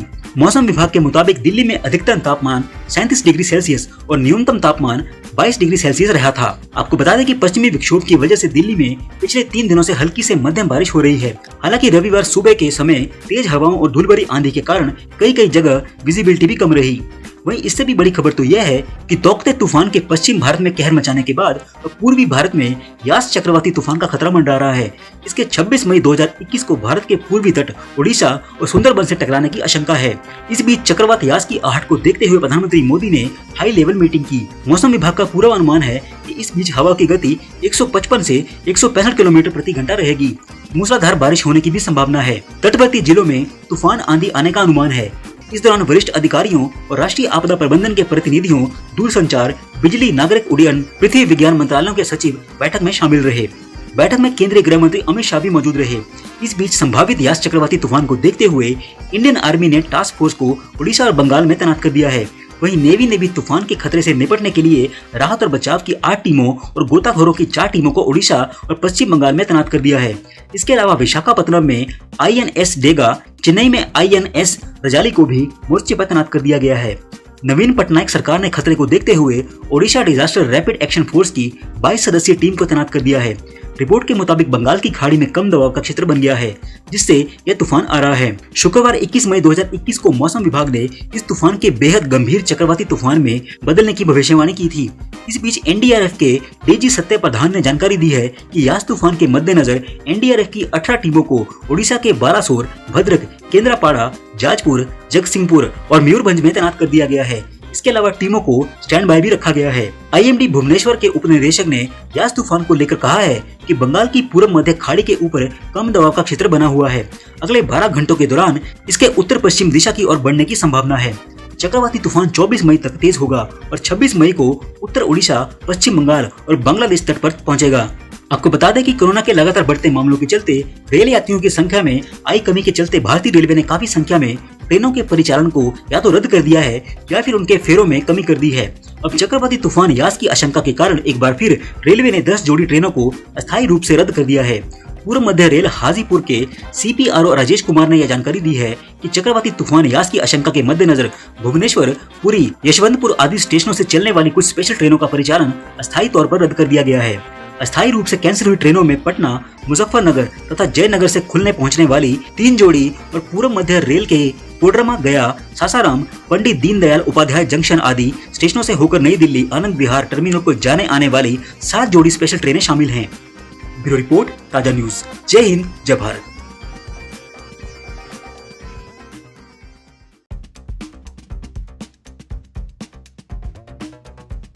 दिल्ली में फिर बड़ा लॉकडाउन 31 मई तक रहेगा जारी। केजरीवाल बोले युद्ध अभी बाकी है। जहां देश की राजधानी दिल्ली में कोरोना के नए मामले और संक्रमण दर कम हुई है, वहीं घटती संक्रमण दर के बीच लॉकडाउन बढ़ाने या खत्म करने के संशय अब समाप्त हो गए हैं। रविवार को केजरीवाल सरकार ने एक बार फिर से लॉकडाउन को आगे बढ़ाते हुए इसे 1 और हफ्ते तक लागू रहने के आदेश दिए हैं। ऐसे में अब दिल्ली में 31 मई तक बंदिशें जारी रहेगी। मुख्यमंत्री अरविंद केजरीवाल ने कहा कि अगर मामलों के घटने का सिलसिला जारी रहा और हालात सुधरते दिखे तो 31 मई से अनलॉक की प्रक्रिया शुरू कर देंगे। आपको बता दें कि 18 अप्रैल से दिल्ली में शुरू हुआ लॉकडाउन 24 मई को खत्म होने वाला था, लेकिन उससे पहले सीएम ने इसे 1 और हफ्ते के लिए बढ़ाने की घोषणा कर दी है। रविवार को प्रेस कॉन्फ्रेंस करते हुए सीएम केजरीवाल ने कहा कि 1 महीने में दिल्ली के अनुशासन की वजह से कोरोना की लहर कमजोर होती नजर आ रही है। अप्रैल में 36% संक्रमण दर पहुंच गई थी। आज कम लोग संक्रमित पाए जा रहे हैं। केजरीवाल ने कहा कि रविवार को पिछले 24 घंटे में 1600 केस सामने आए हैं। केजरीवाल ने वैक्सीन की कमी को लेकर भी बात कही। उन्होंने कहा कि वैक्सीन की बहुत कमी है, लेकिन वैक्सीन की समस्या का समाधान हम सब मिलकर निकालेंगे। इसी बीच उन्होंने महामारी के दौरान डटे डॉक्टर्स और मेडिकल स्टाफ के बारे में भी चर्चा की। उन्होंने कहा कि डॉक्टर्स और नर्स पूरी तरह से सेवा भाव में जुटे हुए हैं। इसी बीच हमने अपने कई डॉक्टर्स को खोया भी है। उन्होंने कहा कि युद्ध अभी बाकी है, अभी भी 1000 से ज्यादा केस आ रहे हैं। बात करते हैं अगली बड़ी खबर की। कोरोना संक्रमण के चलते स्थगित हुई सीबीएसई आईसीएसई बोर्ड परीक्षाओं पर फैसला लेने के लिए रविवार को केंद्रीय मंत्रियों की उच्च स्तरीय बैठक हुई। केंद्रीय मंत्रियों की बैठक में दिल्ली के उप मुख्यमंत्री मनीष सिसोदिया ने कहा कि दिल्ली सरकार किसी भी तरह की परीक्षा आयोजित करने के पक्ष में नहीं है। उन्होंने कहा कि बोर्ड द्वारा दिए गए दोनों ऑप्शंस उन्हें ठीक नहीं लगे। 12वीं के छात्रों को पिछले रिकॉर्ड के आधार पर ही पास किया जाए। उन्होंने कहा कि देश को कोरोना की तीसरी लहर की चेतावनी दी जा चुकी है और इसमें बच्चे सबसे ज्यादा प्रभावित होंगे। ऐसे में हमें एक अभिभावक की तरह सोचना चाहिए और परीक्षा रद्द कर देनी चाहिए। संभव है कि बोर्ड केवल महत्वपूर्ण सब्जेक्ट्स के लिए बोर्ड परीक्षाएं आयोजित करे।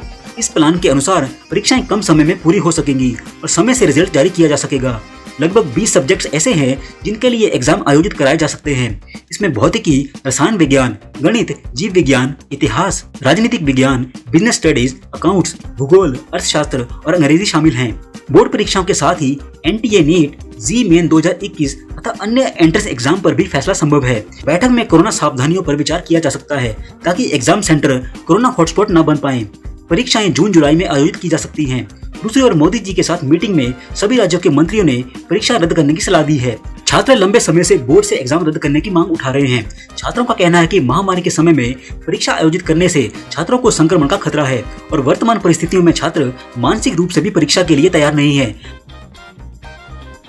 सीबीएसई बोर्ड 12वीं कक्षा के विद्यार्थी सतर्क रहे और अपनी परीक्षाओं की तैयारी करते रहे, क्योंकि अभी उनकी परीक्षाएं रद्द नहीं हुई हैं और न ही आधिकारिक तौर पर कोई निर्णय हो सका है। रविवार को हुई उच्च स्तरीय मंत्री समूह की बैठक के बाद केंद्रीय शिक्षा मंत्रालय ने बयान जारी करके इस बारे में स्थिति स्पष्ट कर दी है। शिक्षा मंत्रालय ने कहा है कि हमने 12वीं कक्षा की सीबीएसई और अन्य राज्य बोर्डों के लिए आयोजित होने वाली परीक्षाओं पर चर्चा की है और अन्य पाठ्यक्रमों के लिए अखिल भारतीय प्रवेश परीक्षाओं पर भी विमर्श किया है। परीक्षा की प्रक्रिया, अवधि और समय पर आम सहमति थी। परीक्षाओं के आयोजन को लेकर राज्य और केंद्र शासित प्रदेश 25 मई तक लिखित में अपनी प्रतिक्रिया भेजेंगे। केंद्रीय शिक्षा मंत्रालय उन सभी सुझावों पर विचार करेगा और जल्द ही अंतिम निर्णय लेगा। शिक्षा मंत्रालय की प्राथमिकता सभी परीक्षाओं को सुरक्षित माहौल में कराना है। जहां एक और देश भर में कोरोना महामारी के बढ़ते प्रकोप के बीच इम्तिहान रद्द करने की मांग जोर पकड़ रही है, वहीं हजारों छात्र और अभिभावक 12वीं बोर्ड समेत अन्य प्रस्तावित परीक्षाओं को रद्द करने की मांग कर रहे हैं। वहीं अधिकतर राज्य और केंद्र सरकार का रुख परीक्षाएं आयोजित करने के पक्ष में है। इस बीच रविवार की बैठक के बाद केंद्रीय शिक्षा मंत्री ने ट्वीट करके बताया है कि वे परीक्षाओं पर अंतिम निर्णय के करीब हैं। हालांकि अभी अंतिम फैसला नहीं हुआ है। केंद्रीय शिक्षा मंत्री ने कहा है कि जैसा कि माननीय प्रधानमंत्री ने कल्पना की थी, बैठक अत्यंत उपयोगी थी क्योंकि हमें अत्यधिक मूल्यवान सुझाव प्राप्त हुए थे। मैंने राज्य सरकारों से 25 मई तक अपने विस्तृत सुझाव मुझे भेजने का अनुरोध किया है।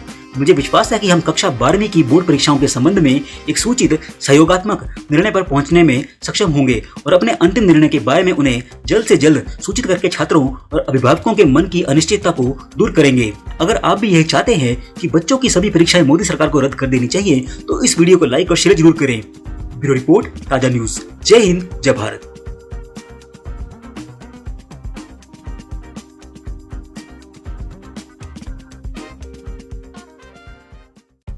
जय हिंद दोस्तों, आप देख रहे हैं ताजा न्यूज। बात करेंगे इस वक्त की बड़ी खबर की। मध्य प्रदेश के पूर्व सीएम कमलनाथ के मेरा भारत कोविड और इंडियन कोरोना जैसे शब्दों पर पलटवार करते हुए मुख्यमंत्री शिवराज सिंह चौहान ने कमलनाथ पर संकट के समय घटिया राजनीति करने का आरोप लगाया है। शिवराज सिंह चौहान ने बोला है कि कोरोना संकट के बीच कांग्रेस की ओछी राजनीति लगातार जारी है। मध्य प्रदेश के सीएम शिवराज सिंह ने कमलनाथ पर निशाना साधते हुए कहा है कि मैं सोनिया गांधी से पूछना चाहता हूं कि किस तरह का ओछा बयान देने वाले नेता के खिलाफ वह कोई कार्रवाई करेंगी। शिवराज सिंह ने सवाल किया कि क्या यह बयान देशद्रोही नहीं है। उन्होंने कहा कि हम सभी दिन रात कोरोना संक्रमण से निपटने के लिए चैन की सांस नहीं ले रहे हैं। ऐसे में उम्मीद थी कि संकट के इस समय में कम से कम देश एक होगा और राजनीतिक दल इसे राजनीति का अखाड़ा नहीं बनाएंगे। मुख्यमंत्री शिवराज सिंह चौहान ने कांग्रेस नेता कमलनाथ के इंडियन कोरोना वाले बयान को मनोबल तोड़ने वाला बताते हुए कहा है कि उन्हें इससे काफी तकलीफ हुई है। सीएम ने कहा कि मेरा भारत कोविड और इंडियन कोरोना जैसे बयान, क्या ऐसा करना कांग्रेस को शोभा देता है? क्या ये कमलनाथ को शोभा देता है? क्या सोनिया गांधी को ये शोभा देता है? मुख्यमंत्री ने आगे कहा कि कमलनाथ के इस बयान से क्या विदेशों में रहने वाले भारतीयों का मनोबल नहीं टूटेगा, उनके सम्मान को ठेस नहीं लगेगी। कमलनाथ मुख्यमंत्री रहने के साथ ही केंद्रीय मंत्री भी रहे हैं, फिर भी ऐसा घटिया व्यवहार कर रहे हैं। गौरतलब है कि मध्य प्रदेश के पूर्व कांग्रेसी सीएम कमलनाथ ने कहा था कि दुनिया भर में देश की पहचान इंडियन कोरोना से बन गई है। इसकी शुरुआत चीनी कोरोना से हुई थी, लेकिन अब यह इंडियन वेरिएंट कोरोना है। आज भारत के राष्ट्रपति और प्रधानमंत्री कोविड-19 के भारतीय वेरिएंट से डरते हैं। ये कौन सा टूल किट है? हमारे वैज्ञानिक इसे इंडियन वेरिएंट कह रहे हैं, सिर्फ बीजेपी के सलाहकार ही नहीं मान रहे हैं। बात करते हैं अगली बड़ी खबर की।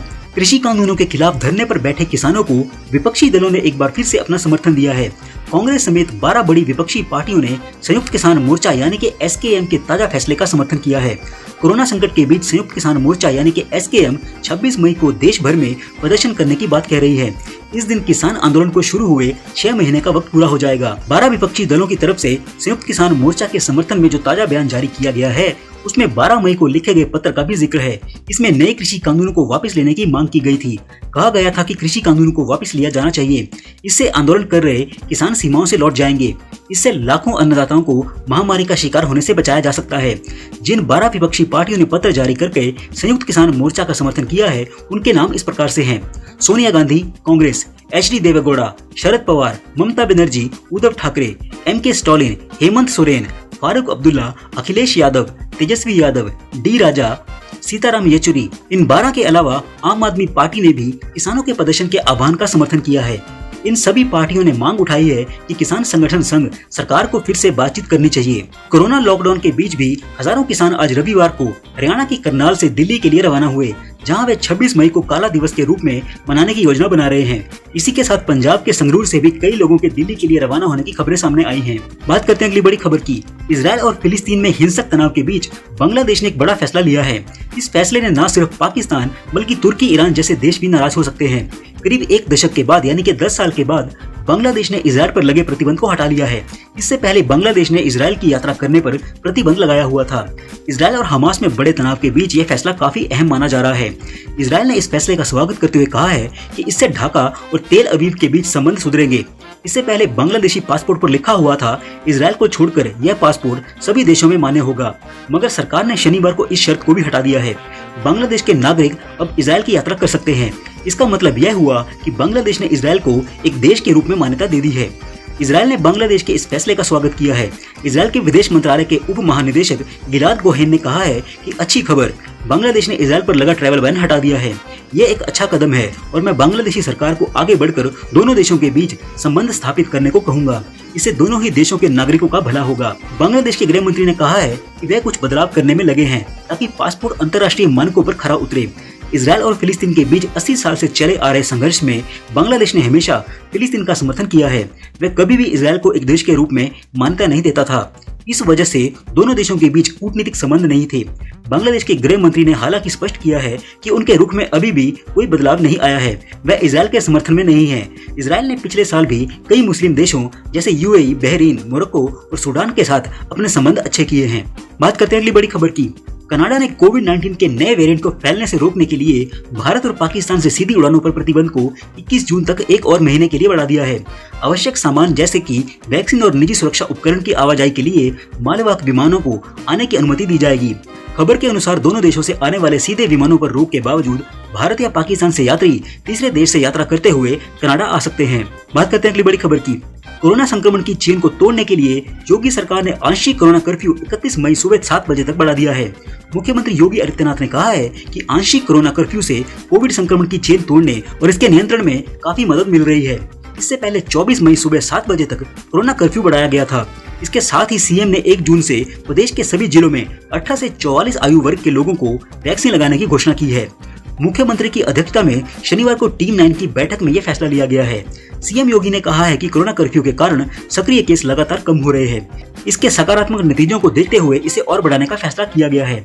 उन्होंने कहा कि कोरोना कर्फ्यू के दौरान वैक्सीनेशन, औद्योगिक गतिविधियां, मेडिकल संबंधी कार्य, आवश्यक अनिवार्य सेवाएं यथावत जारी रहेंगी। प्रदेश में 1 जून से सभी 75 जिलों में 18 से 44 वर्ष की आयु के लोगों के लिए टीकाकरण की सुविधा शुरू की जाएगी। मुख्यमंत्री योगी आदित्यनाथ ने टीम 09 के साथ हुई बैठक में इसके निर्देश दिए हैं। प्रदेश में 18 से 44 वर्ष के लोगों के लिए 23 जिलों में ही टीकाकरण की व्यवस्था थी। अब इसे सभी जिलों में बढ़ाने के निर्देश दिए गए हैं। मुख्यमंत्री ने शनिवार को टीम 9 के साथ हुई बैठक में कहा है कि कोविड से बचाव के लिए टीका लगवाना बहुत महत्वपूर्ण है। वर्तमान में प्रदेश के 23 जिलों में 18 से 44 आयु वर्ग के लोगों के लिए टीकाकरण का कार्यक्रम चल रहा है। अब अगले चरण में आगामी 1 जून से सभी जिला मुख्यालयों पर इस आयु वर्ग के लोगों का वैक्सीनेशन किया जाएगा। जिन जिलों में संक्रमण अधिक है उनके ग्रामीण के क्षेत्रों में भी वैक्सीनेशन करवाया जाना चाहिए। गौरतलब है कि प्रदेश में 1 मई को 7 जिलों से 18 से 44 वर्ष के लोगों के लिए टीकाकरण शुरू हुआ था। इसके बाद दूसरे चरण में 17 मई से इसे बढ़ाकर 23 जिलों तक कर दिया गया था। अब 1 जून से पूरे प्रदेश में 18 से 44 आयु वर्ग के लोगों को टीका लग सकेगा। कोविड की तीसरी लहर से निपटने के लिए सरकार पूरी तरह से सतर्क है। दवाओं और ऑक्सीजन की कालाबाजारी पर नाराजगी जताते उन्होंने कहा, कालाबाजारी करने वाले बख्शे नहीं जाएंगे। पहले FIR होगी, अगर इससे बात न बनी तो इनकी संपत्तियों को भी जब्त किया जाएगा। अफसरों को भी चेतावनी दी गई है कि जिस जिले में ज्यादा कालाबाजारी हुई है वहाँ के अफसरों पर भी कार्रवाई होगी। बात करते हैं अगली बड़ी खबर की। दिल्ली पुलिस ने पहलवान सुशील कुमार को गिरफ्तार करने के बाद रोहिणी कोर्ट में पेश किया है। यहाँ कोर्ट ने पुलिस को सुशील को 6 दिन के रिमांड को मंजूरी दे दी है। पुलिस को सुशील के साथ गिरफ्तार किए गए उसके साथ ही अजय का भी 6 दिन का रिमांड मिला है। दिल्ली पुलिस ने सुशील कुमार का 12 दिन का रिमांड मांगा था। इसके बाद कोर्ट ने आधे घंटे के लिए ऑर्डर रिजर्व किया। पुलिस ने कोर्ट में रिमांड की मांग करते हुए दलील दी कि सुशील को छतरसाल स्टेडियम लेकर जाना है और CCTV फुटेज भी देखना है। पुलिस ने कहा कि घटना के दिन सुशील कुमार ने जो कपड़े पहने थे वो भी रिकवर करने बाकी है। इसी के साथ मर्डर में इस्तेमाल किए गए वेपन को भी रिकवर करना है। साथ ही जिस कार में मृतक को ले जाया गया था वो भी बरामद करनी है। सुशील से इस बात को लेकर भी पूछताछ करनी है, कौन कौन लोग घटना के समय मौके पर मौजूद थे, उनकी पहचान भी करनी है। इसी के साथ पुलिस ने कोर्ट को बताया कि जिस मोबाइल में क्लिप मिली है उससे छेड़छाड़ नहीं की गई है। स्थानीय पुलिस को सुशील से लंबी पूछताछ करनी है। मामले में असौदा गैंग की बात सामने आई है, इसीलिए हर शख्स की पहचान करना जरूरी है। ब्यूरो रिपोर्ट, ताजा न्यूज। जय हिंद, जय भारत।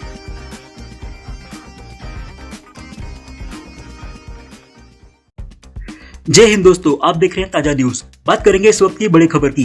तो काते के बाद यास चक्रवात का खतरा, PM मोदी ने की high level meeting, navy army दोनों तैनात। दिल्ली में 3 दिन तेज हवाओं और आंधी का अलर्ट, हरियाणा राजस्थान में बारिश।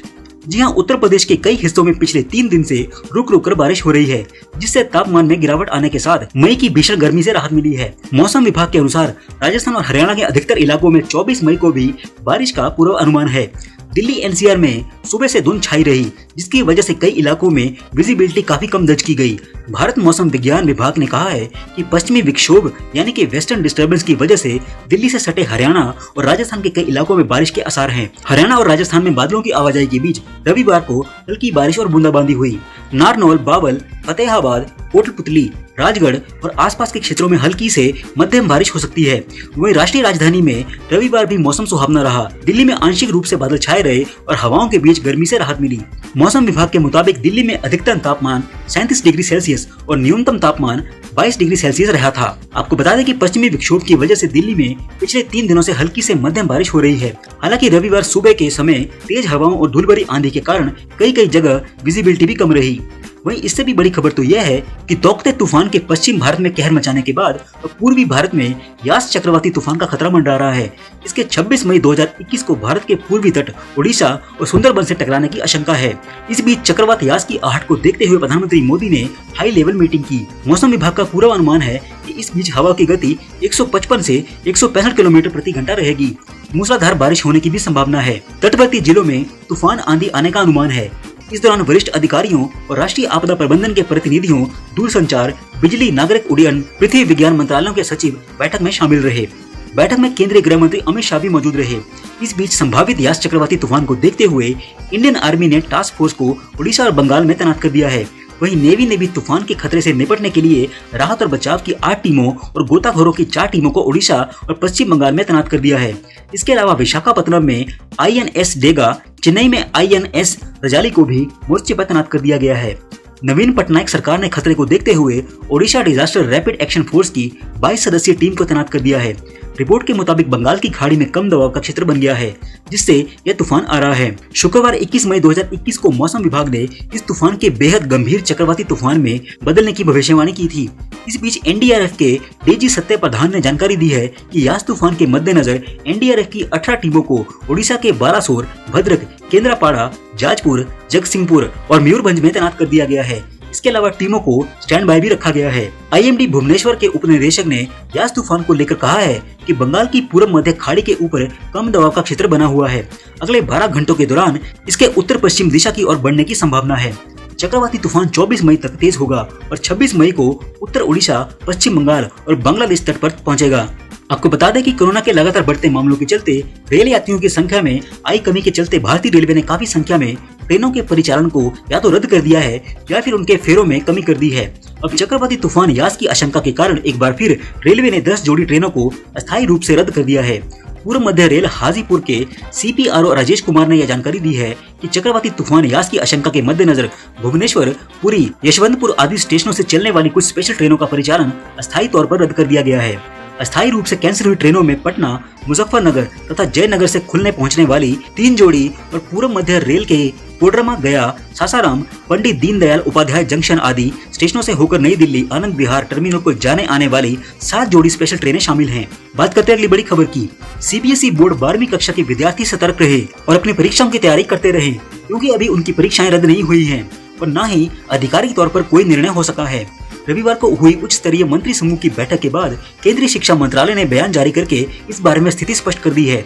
शिक्षा मंत्रालय ने कहा है कि हमने 12वीं कक्षा के CBSE और अन्य राज्य बोर्डों के लिए आयोजित होने वाली परीक्षाओं पर चर्चा की है और अन्य पाठ्यक्रमों के लिए अखिल भारतीय प्रवेश परीक्षाओं पर भी विमर्श किया है। परीक्षा की प्रक्रिया, अवधि और समय पर आम सहमति थी। परीक्षाओं के आयोजन को लेकर राज्य और केंद्र शासित प्रदेश 25 मई तक लिखित में अपनी प्रतिक्रिया भेजेंगे।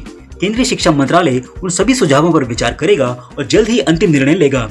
शिक्षा मंत्रालय की प्राथमिकता सभी परीक्षाओं को सुरक्षित माहौल में कराना है। जहां एक और देश भर में कोरोना महामारी के बढ़ते प्रकोप के बीच इम्तिहान रद्द करने की मांग जोर पकड़ रही है, वहीं हजारों छात्र और अभिभावक 12वीं बोर्ड समेत अन्य प्रस्तावित परीक्षाओं को रद्द करने की मांग कर रहे हैं।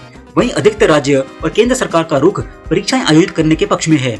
इस बीच रविवार की बैठक के बाद केंद्रीय शिक्षा मंत्री ने ट्वीट करके बताया है कि वे परीक्षाओं पर अंतिम निर्णय के करीब हैं। हालांकि अभी अंतिम फैसला नहीं हुआ है। केंद्रीय शिक्षा मंत्री ने कहा है कि जैसा कि माननीय प्रधानमंत्री ने कल्पना की थी, बैठक अत्यंत उपयोगी थी क्योंकि हमें अत्यधिक मूल्यवान सुझाव प्राप्त हुए थे। मैंने राज्य सरकारों से 25 मई तक अपने विस्तृत सुझाव मुझे भेजने का अनुरोध किया है।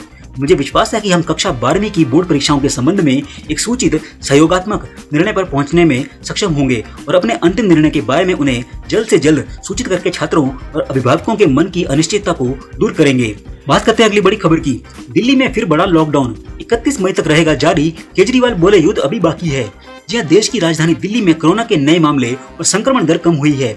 वहीं घटती संक्रमण दर के बीच लॉकडाउन बढ़ाने या खत्म करने के संशय अब समाप्त हो गए हैं। रविवार को केजरीवाल सरकार ने एक बार फिर से लॉकडाउन को आगे बढ़ाते हुए इसे एक और हफ्ते तक लागू रहने के आदेश दिए हैं। ऐसे में अब दिल्ली में 31 मई तक बंदिशें जारी रहेंगी। मुख्यमंत्री अरविंद केजरीवाल ने कहा कि अगर मामलों के घटने का सिलसिला जारी रहा और हालात सुधरते दिखे तो 31 मई से अनलॉक की प्रक्रिया शुरू कर देंगे।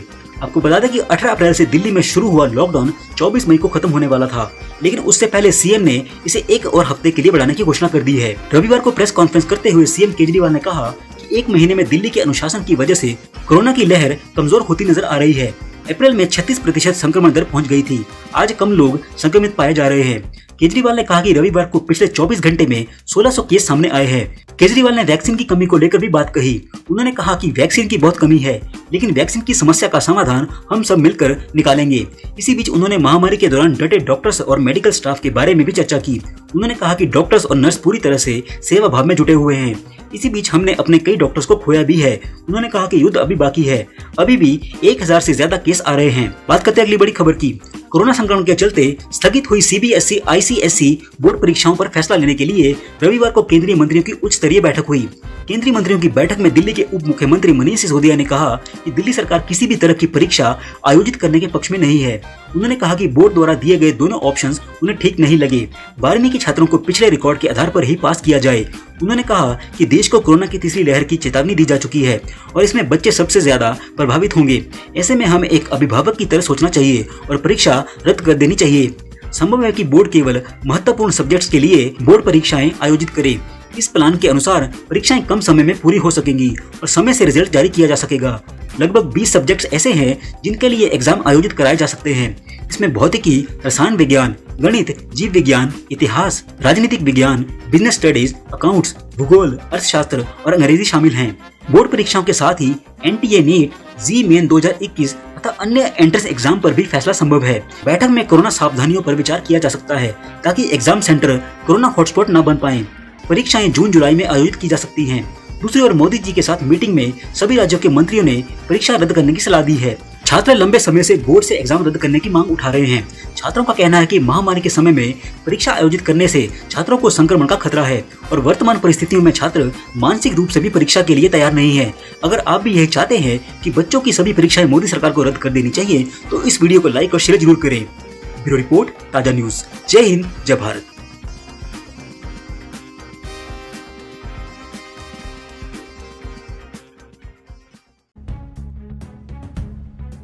आइए दोस्तों, राजस्थान को लेकर इस वक्त की सबसे बड़ी ब्रेकिंग न्यूज अपडेट आ रही है। राजस्थान सरकार ने राज्य में लॉकडाउन की अवधि फिर बढ़ा दी है। सरकार ने इस बार 8 जून तक के लिए लॉकडाउन को बढ़ा दिया है, जिसकी आधिकारिक घोषणा भी कर दी गई है। कोरोना के प्रकोप को देखते हुए इस पर नियंत्रण पाने के उद्देश्य से मंत्रिपरिषद ने राज्य में लॉकडाउन को 15 दिन और बढ़ाने का सुझाव दिया था, जिसके बाद इस पर अमल करते हुए लॉकडाउन बढ़ाने के निर्देश जारी कर दिए गए हैं। राज्य सरकार 2 दिनों से लॉकडाउन बढ़ाए जाने को लेकर चर्चा कर रही थी और ऐसे में राजस्थान की गहलोत सरकार ने 8 जून तक के लिए राज्य में लॉकडाउन बढ़ाने का ऐलान कर दिया है। इस संबंध में एक नई एडवाइजरी भी जारी कर दी गई है, जिसके अनुसार राज्य में 24 मई से 8 जून की सुबह 5 बजे तक लॉकडाउन रहेगा। इसके अलावा विवाह समारोह पर लगी पाबंदियां 30 जून तक जारी रहेगी, यानी कि राज्य में 30 जून तक कोई भी शादी समारोह नहीं हो पाएंगे। नई गाइडलाइंस के मुताबिक आवश्यक सेवाओं पर कोई पाबंदी नहीं होगी, लेकिन इसके अलावा बाजार खोले जाने को लेकर निर्देश जारी किए गए हैं। सार्वजनिक स्थल पर बिना मास्क के जाने पर जुर्माने की राशि में बढ़ोतरी की गई है। सार्वजनिक स्थान पर बिना मास्क के पाए जाने पर अब 500 रुपए नहीं बल्कि 1000 रुपए देने होंगे। राजस्थान में 24 मई की प्रातः 5 बजे से 8 जून की प्रातः 5 बजे तक त्रिस्तरीय जन अनुशासन लॉकडाउन रहेगा। राज्य में विवाह समारोह 30 जून 2021 तक स्थगित रहेंगे। विवाह से संबंधित किसी भी प्रकार के समारोह, डीजे, बारात एवं निकासी तथा प्रतिभोज आदि की अनुमति 30 जून तक नहीं होगी। विवाह घर पर ही अथवा कोर्ट मैरिज के रूप में ही करने की अनुमति होगी, जिसमें केवल 11 व्यक्ति ही अनुमत होंगे और इसकी भी सूचना वेबसाइट पर देनी होगी। किसी भी प्रकार के सामूहिक भोज की अनुमति नहीं होगी। साथ ही पहले जो पाबंदियां लग रही थी गाँव से शहर, शहर से गाँव वगैरह जाने में, उसमें भी पाबंदियां लगातार बनी रहेगी। ई मित्र सेवाएं शाम 4 बजे तक कार्य कर सकेंगे। डेयरी एवं दूध की दुकानें हर रोज सुबह 6 से 11 बजे और शाम 5 से 7 बजे तक अनुमत होगी। राशन की दुकानें प्रतिदिन सुबह 10 से शाम 4 बजे तक और मेडिकल की दुकानें प्रतिदिन 24 घंटे खोली जा सकेगी। फल सब्जी के ठेले, cycle rickshaw, auto rickshaw, mobile van के माध्यम से विक्रय प्रतिदिन प्रातः 6 बजे से शाम 5 बजे तक अनुमत रहेगा। राज्य के बाहर से आने वाले यात्रियों को 72 घंटे के भीतर करवाई गई RT-PCR नेगेटिव जांच रिपोर्ट प्रस्तुत करना जरूरी होगा। यदि कोई यात्री नेगेटिव जांच रिपोर्ट प्रस्तुत नहीं करता तो उसे 15 दिन के लिए क्वारंटाइन किया जाएगा।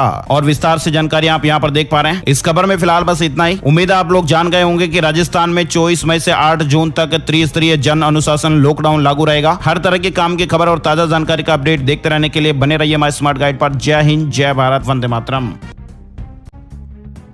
तो दोस्तों, आज 24 मई 2021 सोमवार का दिन हो गया है। बात करते हैं आज के मुख्य समाचार टुडे ब्रेकिंग न्यूज अपडेट में। कई तरह की महत्वपूर्ण और काम की खबरों का अपडेट आ चुका है। सभी खबरें बहुत ही ज्यादा महत्वपूर्ण और सिलेक्ट करके लाई गई है। सरकार की ओर से नए नियम, बड़ी घोषणा और बड़ा ऐलान के बारे में जानकारियां लेंगे। लॉकडाउन को लेकर बड़ा अपडेट आ चुका है। साइक्लोन यास को लेकर भी बड़ी खबर है। IMD की ओर से अलर्ट जारी हुआ है। दिल्ली लॉकडाउन, राजस्थान लॉकडाउन और हरियाणा लॉकडाउन को लेकर महत्वपूर्ण अपडेट खबरें आई है। CBSE 12th एग्जाम को लेकर बड़ी खबर देखेंगे। वायरस महामारी को लेकर भी अपडेट खबरें आई है। खबरों में आगे बढ़ते हैं उससे पहले एक प्यार भरा सा निवेदन है। हमारी टीम की मेहनत और उत्साहवर्धन के लिए इस वीडियो पर एक लाइक का बटन जरूर दबाइए दोस्तों, और ज्यादा से ज्यादा इस वीडियो को आप फेसबुक और व्हाट्सएप पर भी जरूर शेयर करते रहिएगा। तो आइए दोस्तों, शुरुआत करते हैं आज की पहली बड़ी खबर चक्रवाती तूफान को लेकर। यास चक्रवात को लेकर अपडेट खबर आई है। तैयारियां जोरों पर चल रही है। सशस्त्र बलों ने NDRF के 950 जवानों को एयरलिफ्ट किया है। 26 हेलीकॉप्टर तैयार किए गए हैं। यास तूफान पर IMD का अलर्ट भी जारी हुआ है। ताउते तूफान के बाद अब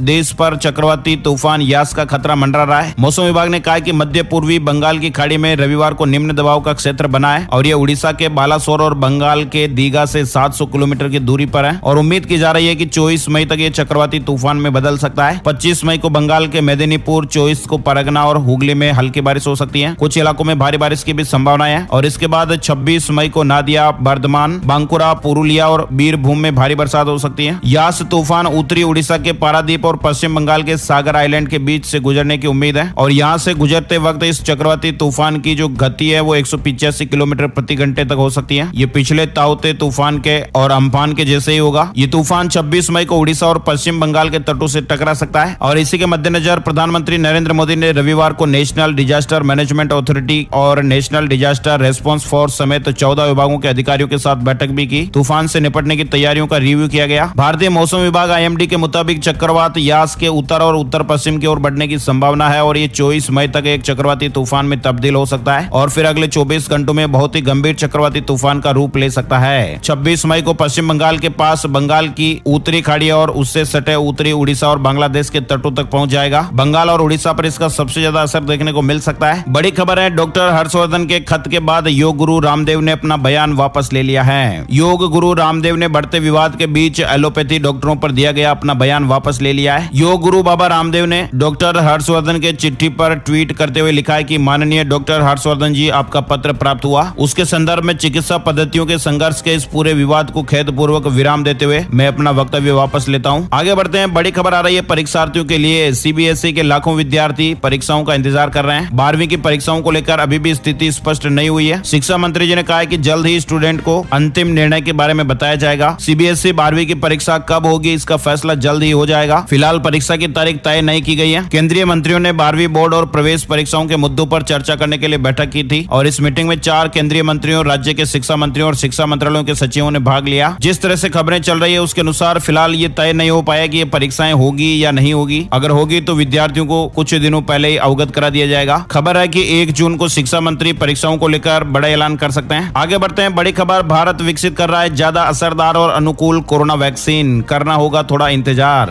IISc के मोलिकुलर बायोप्सिस यूनिट के वैज्ञानिकों का यह दावा है कि उन्होंने ऐसे अणुओं की पहचान कर लिया जो कोरोना वायरस महामारी से लड़ने में काफी फायदेमंद साबित होने वाले हैं और ये अणु न्यूट्रलाइजिंग एंटीबॉडीज की अच्छी मात्रा उत्पन्न करने की क्षमता रखते हैं और ऐसे में इनका असर भी भारत में पहले से मौजूद वैक्सीन की तुलना में काफी ज्यादा होगा। खबर आ रही है कि जो नई वैक्सीन आएगी उसमें 8 गुना ज्यादा एंटीबॉडीज पैदा करने की क्षमता होगी। इस तरह की नई वैक्सीन पर काम चल रहा है। साथ ही अगली बड़ी खबर देख पा रहे हैं, राजधानी दिल्ली में लॉकडाउन को लेकर अपडेट आ चुका है। केजरीवाल सरकार ने 1 हफ्ते का लॉकडाउन फिर से बढ़ा दिया है। अब 31 मई तक पाबंदियां जारी रहेगी। दिल्ली के मुख्यमंत्री अरविंद केजरीवाल ने कहा है कि कोरोना की ये लहर कमजोर होती नजर आ रही है। दिल्ली सरकार ने लॉकडाउन 1 हफ्ते और बढ़ाने का निर्णय लिया है। दिल्ली के मुख्यमंत्री ने इसकी घोषणा कर दी है। अब 31 मई की सुबह 5 बजे तक पाबंदियां लागू रहेगी। इस बार भी दिल्ली में मेट्रो नहीं चलेगी। मुख्यमंत्री ने कहा कि अगर मामले घटने का सिलसिला इसी तरह से अगले 1 हफ्ते तक भी जारी रहा तो 31 मई से हम अनलॉक की प्रक्रिया शुरू करेंगे। मुख्यमंत्री ने कहा कि दिल्ली में लॉकडाउन का अच्छा असर देखा जा रहा है। वहीं आपको बता दें, राजस्थान को लेकर भी बड़ा अपडेट आ चुका है। कोरोना संकट के बीच 8 जून तक राजस्थान में लॉकडाउन को बढ़ा दिया गया है। गहलोत सरकार ने बड़ा फैसला ले लिया है। राजस्थान में कोरोना संकट के चलते लॉकडाउन को बढ़ाने का आदेश जारी हो गया है। राजस्थान में अब 8 जून तक लॉकडाउन लागू रहेगा। लॉकडाउन बढ़ाने का आदेश जारी करते हुए CM अशोक गहलोत ने कहा कि इस बार राज्य में त्रिस्तरीय जन अनुशासन लॉकडाउन होगा। राजस्थान में 24 मई की सुबह 5 बजे से 8 जून की सुबह 5 बजे तक त्रिस्तरीय जन अनुशासन लॉकडाउन लागू होगा। इसके अलावा सार्वजनिक स्थल और कार्यस्थल पर फेस मास्क या फेस कवर नहीं लगाने पर जुर्माना राशि 500 रुपए से बढ़ाकर 1000 रुपए भी कर दी गई है। साथ ही राजस्थान में विवाह समारोह 30 जून 2021 तक स्थगित रखे जाएंगे। विवाह घर पर ही अथवा कोर्ट मैरिज के रूप में ही करने की अनुमति होगी, जिसमें केवल 11 व्यक्ति शामिल हो पाएंगे। साथ ही राजस्थान को लेकर एक और अपडेट खबर आई है। राजस्थान सरकार ने ब्लैक फंगस के इलाज और दवाइयों के बाद जांच की दरें तय की है। आदेश जारी हो गया है। राजस्थान सरकार ने ब्लैक फंगस के इलाज और दवाओं के बाद जांचों की दरों का भी निर्धारण कर दिया है। निजी अस्पतालों में ब्लैक फंगस और कोविड संबंधी जांचों की दरें निर्धारित। ब्लैक फंगस के उपचार के लिए अधिकृत अस्पताल भी 20 से बढ़कर 25 कर दिए गए हैं। रेटों का निर्धारण कर दिया है। अधिक राशि वसूलने वालों पर कड़ी नजर रखने के निर्देश जारी किए गए हैं। आगे बढ़ते हैं। बड़ी खबर, कोरोना महामारी से जंग। हरियाणा में भी 31 मई तक लॉकडाउन बढ़ा दिया गया है। ओड इवन आधार पर दुकानें खुलेंगी। शॉपिंग मॉल खोलने की भी अनुमति नहीं है। हरियाणा में भी 21 दिन से चल रहा लॉकडाउन 1 सप्ताह आगे बढ़ा दिया गया है, यानी 31 मई तक के लिए पाबंदियां जारी रहेगी। और डिटेल जानकारी आप देख सकते हैं। आगे बढ़ते हैं। बड़ी खबर, कोरोना के बीच कंपनी का बड़ा ऐलान। कर्मचारियों की मौत के बाद भी 60 साल तक पूरा वेतन मिलेगा। आवास, मेडिकल और बच्चों की पढ़ाई फ्री मिलेगी। कोरोना की दूसरी लहर के बीच बहुत सारे लोगों की जाने जा रही हैं और इस दौर में हर कोई समझ रहा है कि अपने को खोने का गम क्या होता है। खास करके घर में कमाने वाले की अगर जान चली जाती है तो पूरे परिवार पर दुखों का पहाड़ टूट पड़ता है। घर कैसे चलेगा, बच्चों की पढ़ाई लिखाई कैसे होगी, बेटी बेटों की शादियों का खर्च कहां से आएगा, ऐसे कई तरह के सवाल परिवार की चिंता को कई गुना ज्यादा बढ़ा देते हैं। केंद्र या राज्य सरकार अपने सरकारी कर्मचारियों की मृत्यु होने के बाद परिवार को पेंशन देती है, लेकिन प्राइवेट कंपनी के कर्मचारियों की सुधि कौन लेता है। लेकिन यहाँ पर ये कंपनी ने एक बड़ा ऐलान किया है। टाटा स्टील कंपनी ने अपने कर्मचारियों के लिए बड़ा ऐलान किया है। कोरोना संकट के बीच भी कर्मचारी लगातार ड्यूटी कर रहे हैं। कई कर्मचारियों की जाने भी गई है और ऐसे में कंपनी ने अब ये कहा है कि कर्मचारी कर्मचारी की मौत के बाद भी सर्विस के 60 साल पूरे होने तक परिवार को पूरी सैलरी दी जाएगी। इसके साथ ही आवास और मेडिकल सुविधा भी दी जाएगी और यही नहीं, बच्चों की पढ़ाई का पूरा खर्च भी कंपनी उठाएगी। फ्री मेडिकल, आवास, ग्रेजुएशन तक की पढ़ाई का खर्च कंपनी की ओर से दिया जाएगा। कर्मचारियों के हित में टाटा ने महत्वपूर्ण कदम उठाया है। आगे बढ़ते दोस्तों, अगली बड़ी खबर, सीबीएसई ने स्कूलों को दिए 1 महीने का वक्त, फीस समेत हर जानकारी वेबसाइट पर अपलोड करनी होगी। सीबीएसई ने स्कूलों के लिए फीस सहित सभी जानकारियों को स्कूल वेबसाइट पर अपलोड करना अब अनिवार्य कर दिया है। स्कूल की वेबसाइट के होम पेज पर ही मैंडेटरी पब्लिक डिस्क्लोजर यानी अनिवार्य सार्वजनिक प्रकटीकरण के अंतर्गत सूचनाएं अपलोड करना होगा। 5 मार्च को जारी फॉर्मेट और 21 मई को जारी सर्कुलर के मुताबिक हर स्कूल को ये जानकारी 1 महीने के अंदर वेबसाइट पर अनिवार्य रूप से अपलोड करनी है। जिन स्कूलों ने अधूरी जानकारियां अपलोड की हैं, वे भी पूरी जानकारियां अपलोड करें और आसानी से दिखे इस तरह की डिस्प्ले करें। कौन कौन सी जानकारियां अपलोड करना जरूरी होगा आप देख पा रहे हैं। साथ ही अगली बड़ी खबर आ रही है मध्य प्रदेश को लेकर। मध्य प्रदेश में 1 जून से वैक्सीनेशन को अभियान का रूप दिया जाएगा। मुख्यमंत्री जी ने यह बात कही है। मुख्यमंत्री शिवराज सिंह चौहान ने रविवार को नर्मदापुरम संभागीय मुख्यालय पर व्यवस्थाओं की समीक्षा की। इस दौरान उन्होंने कहा कि 1 जून से वैक्सीनेशन को अभियान का रूप देंगे। इसमें सभी जनप्रतिनिधियों के सहयोग लेंगे। बड़ी खबर आ रही है, सुप्रीम कोर्ट ने जारी किया e court mobile manual app. Hindi और अंग्रेजी समेत 14 भाषाओं में उपलब्ध है। सुप्रीम कोर्ट की ई कमेटी ने अपनी मुफ्त ई कोर्ट सेवा मोबाइल ऐप के लिए एक मैनुअल जारी किया है। इस एप्लीकेशन को 57 लाख से ज्यादा बार डाउनलोड किया जा चुका है। ई कोर्ट सेवा मोबाइल एप्लीकेशन का उपयोग करके कोई भी व्यक्ति विभिन्न नागरिक केंद्रित सेवाएं जैसे विभिन्न केस को case number, CNR number, filing number, party के नाम, एफआईआर नंबर अथवा अधिवक्ता का विवरण, अधिनियम आदि के जरिए सर्च कर सकते हैं। बड़ी खबर आई है, झारखंड कैबिनेट की बैठक आज होने वाली है। कोरोना महामारी को लेकर महत्वपूर्ण बड़े फैसले लिए जा सकते हैं। कोरोना महामारी के बीच ही सोमवार को झारखंड कैबिनेट की बैठक होगी। साथ ही दोस्तों बड़ी खबर देख पा रहे हैं, मध्य प्रदेश में यूपी समेत इन 4 राज्यों से बसों की आवाजाही पर अब 31 मई तक रोक लगा दी गई है। मध्य प्रदेश में कोरोना संक्रमण की रफ्तार कम होती जा रही है और इस रफ्तार पर पूरी तरह से ब्रेक लगाने के लिए सरकार ने छत्तीसगढ़, राजस्थान, यूपी और महाराष्ट्र से बसों और अन्य परिवहन सेवा पर रोक और बढ़ा दी है। ये रोक अब 31 मई तक रहेगी और इस संबंध में परिवहन विभाग ने आदेश भी जारी कर दिया है। आगे बढ़ते हैं, अगली बड़ी खबर, सीएम योगी आज वाराणसी में तीसरी लहर की व्यवस्थाओं को परखेंगे मुख्यमंत्री। मुख्यमंत्री योगी आदित्यनाथ कोरोना की दूसरी लहर के बीच तीसरी बार वाराणसी का दौरा करने आ रहे हैं, जबकि इस महीने में 15 दिन में उनका ये दूसरा दौरा बताया जा रहा है। साथ ही अगली बड़ी खबर देख पा रहे हैं, सीएम योगी का बड़ा ऐलान, 1 जून से यूपी के सभी जिलों में 18 साल से ऊपर वालों का टीकाकरण किया जाएगा। मुख्यमंत्री योगी आदित्यनाथ ने 1 जून से प्रदेश के सभी 75 जिलों में 18 से 44 आयु वर्ग वाले लोगों के लिए टीकाकरण के निर्देश दिए हैं। साथ ही दोस्तों अगली बड़ी खबर, कोरोना के दौर में महिला फुटबॉलर ईंट भट्टे में मजदूरी करने को मजबूर। इस तरह से वायरल खबर आप लोगों ने भी कल और परसों में देखी होगी। आर्थिक तंगी के बाद भी संगीता सोरेन ने फुटबॉल के सपने को नहीं छोड़ा और वे नियमित रूप से पास के मैदान में अभ्यास करती हैं। संगीता के पिता नेत्रहीन है और उनका बड़ा भाई रोजगार पाने के लिए संघर्ष कर रहा है। भारतीय टीम को इंटरनेशनल लेवल पर रिप्रेजेंट करने के बावजूद भी झारखंड की महिला फुटबॉल खिलाड़ी संगीता सोरेन को अपना गुजारा करने के लिए ईंट भट्टे में काम करना पड़ रहा है और ऐसे में मीडिया में खबर प्रकाशित होने के बाद केंद्रीय खेल मंत्रालय भी हरकत में आ गया। आप देख सकते हैं, खेल मंत्री किरेन रिजिजू ने कहा कि पिछले साल राष्ट्रीय टीम का हिस्सा बनने के बाद कोरोना वायरस महामारी के दौरान परिवार के समर्थन के लिए दिहाड़ी मजदूर के रूप में काम करने को मजबूर हुई। ये झारखंड की फुटबॉल खिलाड़ी संगीता सोरेन को उनका विभाग जल्द ही आर्थिक मदद मुहैया कराएगा। किरेन रिजिजू ने ट्वीट किया है, उन्होंने कहा कि जल्द ही वित्तीय सहायता दी जाएगी। खिलाड़ियों के लिए सम्मानजनक जीवन सुनिश्चित करना हमारी प्राथमिकता है। आगे बढ़ते हैं, बड़ी खबर झारखंड को लेकर आई है। सीएम हेमंत सोरेन ने 12वीं की परीक्षा पर झारखंड के छात्रों, उनके अभिभावकों और शिक्षकों से सलाह मांगी है। बड़ी संख्या में लोगों ने ट्विटर पर अपने सुझाव भी दिए हैं, जिसमें अधिकांश लोगों का सुझाव परीक्षा स्थगित करने की है। लोगों का यह कहना है कि महामारी के बीच परीक्षा का आयोजन बच्चों के लिए सुरक्षित नहीं है। कई बच्चे ऐसे हैं जो संक्रमित होने के बाद स्वास्थ्य लाभ ले रहे हैं। बड़ी खबर, संयुक्त किसान मोर्चा करेगा देशव्यापी प्रदर्शन। सोनिया, पवार सहित 12 दलों के नेताओं ने समर्थन किया है। खबर है कि केंद्र के कृषि कानूनों के खिलाफ दिल्ली की सीमाओं पर जारी किसानों के आंदोलन के 6 महीने पूरे हो चुके हैं और इस मौके पर 26 मई को संयुक्त किसान मोर्चा द्वारा देशव्यापी प्रदर्शन का ऐलान किया गया है। देश के 12 प्रमुख विपक्षी दलों ने किसानों के देशव्यापी प्रदर्शन को अपना समर्थन देने की घोषणा की है। ये जानकारी आप देख सकते हैं। साथ ही अगली बड़ी खबर आ रही है, ये तकनीक सिर्फ कैंसर वाली कोशिकाओं को ही करेगी खत्म। कैंसर की बीमारी से लड़ने के लिए वैज्ञानिकों ने एक ऐसी तकनीक इजाद की है जिसके जरिए शरीर में मौजूद कैंसर वाली कोशिकाओं को ढूंढकर मारने में अब कोई चूक नहीं होगी।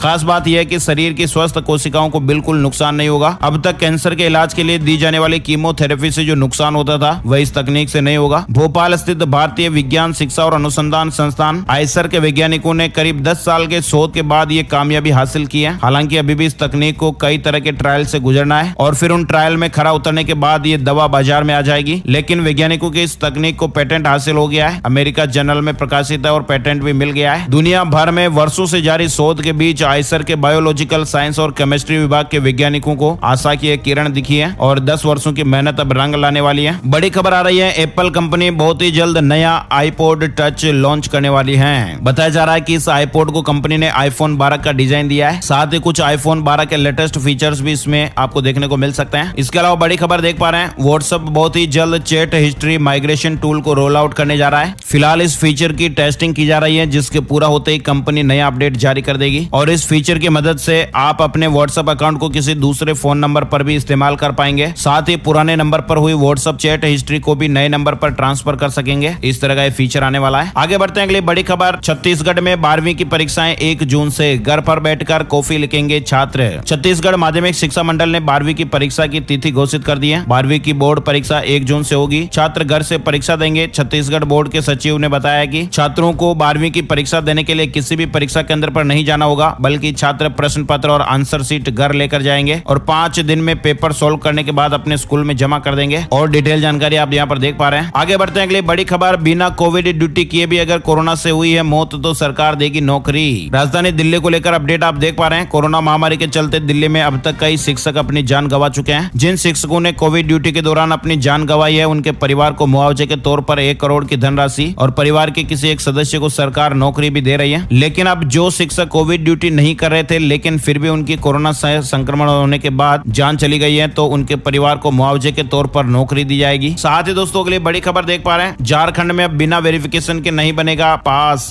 ई पास के नियमों में बदलाव हुआ है। ई पास बनाने के लिए आप परिवहन विभाग की वेबसाइट epassjharkhand.nic.in लॉगिन कर सकते हैं। आगे बढ़ते दोस्तों अगली बड़ी खबर आ रही है, दिल्ली पुलिस की स्पेशल सेल ने ओलंपिक चैंपियन सुशील कुमार को गिरफ्तार कर लिया है। दिल्ली पुलिस ने पहलवान सुशील कुमार को गिरफ्तार करने के बाद रोहिणी कोर्ट में पेश किया और यहाँ कोर्ट ने पुलिस को सुशील के 6 दिन के रिमांड को मंजूरी दे दी है। सुशील के साथ ही गिरफ्तार किए गए उसके साथी अजय का भी 6 दिन का रिमांड मिला है। आगे बढ़ते दोस्तों अगली बड़ी खबर, corona virus in India update. हमारे देश में बीते 24 घंटे में कोरोना वायरस के 2,40,842 नए मामले सामने आए हैं। 3,741 लोगों की जान गई है। भारत में पिछले कई दिनों से पॉजिटिविटी रेट की तुलना में रिकवरी रेट का बढ़ना भी राहत की खबर है। केंद्रीय स्वास्थ्य मंत्रालय के अनुसार राष्ट्रीय स्तर पर कोरोना मरीजों के स्वस्थ होने की दर 88% है। भारत में कोरोना के अब कुल एक्टिव मामले 28,05,399 है। 5 ऐसे राज्य जहां पर सबसे अधिक नए मामले देखने को मिल रहे हैं। तमिलनाडु में आप देख सकते हैं 35,873 मामले सामने आए, कर्नाटक में 31,183, केरल में 28,514, महाराष्ट्र में 26,133, आंध्र प्रदेश में 19,981। साथ ही आपको बता दें राजधानी दिल्ली में बीते 24 घंटे में 1,649 नए मामले सामने आए हैं। महाराष्ट्र में 26,672 नए मामले और 594 लोगों की जान गई है। पश्चिम बंगाल में 18,422 नए मामले सामने आए। इसी तरह से आप देख सकते हैं बीते 24 घंटे में उत्तर प्रदेश में 4,844 नए मामले सामने आए और बीते 24 घंटे में 234 लोगों की जान गई है। साथ ही राजस्थान में बीते 24 घंटे में रविवार को 6,521 नए मामले सामने आए, 113 लोगों की जान गई है। आइए दोस्तों आगे बढ़ते के लिए बड़ी खबर, वेदर न्यूज टुडे यानी आज का मौसम कैसा रहेगा। संपूर्ण भारत का आज 24 मई 2021 का मौसम पूर्वानुमान आइए जान लेते हैं। अगले 24 घंटों के दौरान अंडमान और निकोबार द्वीप समूह के ऊपर भारी से बहुत भारी बारिश होने की संभावना है। अंडमान के समुद्र, पूर्व मध्य और मध्य बंगाल की खाड़ी में 60 से 70 किलोमीटर प्रति घंटे की रफ्तार से हवाएं चलेंगी और समुद्र में ऊंची लहरें उठ सकती हैं। साथ ही तमिलनाडु, रायलसीमा, केरल, तटीय और दक्षिण आंतरिक कर्नाटक और तटीय उड़ीसा और तटीय आंध्र प्रदेश में हल्की से मध्यम बारिश के साथ ही 1-2 स्थानों पर तेज बारिश हो सकती है। इसके अलावा उत्तर पूर्व भारत, कोंकण और गोवा और उत्तर आंतरिक कर्नाटक में भी हल्की से मध्यम बारिश देखने को मिल सकती है। इसके अलावा राजस्थान, मध्य महाराष्ट्र, विदर्भ, मध्य प्रदेश के कुछ इलाके, छत्तीसगढ़ और तेलंगाना में भी छिटपुट हल्की बारिश की संभावनाएं बन रही हैं। इसके अलावा जम्मू कश्मीर, गिलगित बाल्टिस्तान, मुजफ्फराबाद, लद्दाख और हिमाचल प्रदेश में हल्की बारिश के साथ ही 1-2 स्थानों पर मध्यम बारिश देखने को मिल सकती है। तो दोस्तों आज के वीडियो में फिलहाल बस इतनी ही खबरें। उम्मीद है आपको वीडियो अच्छा लगा होगा। लाइक और शेयर करना बिल्कुल भी मत भूलिएगा। वीडियो पूरा देखने के लिए आपका दिल से शुक्रिया, धन्यवाद। जय हिंद, जय भारत, वंदे मातरम।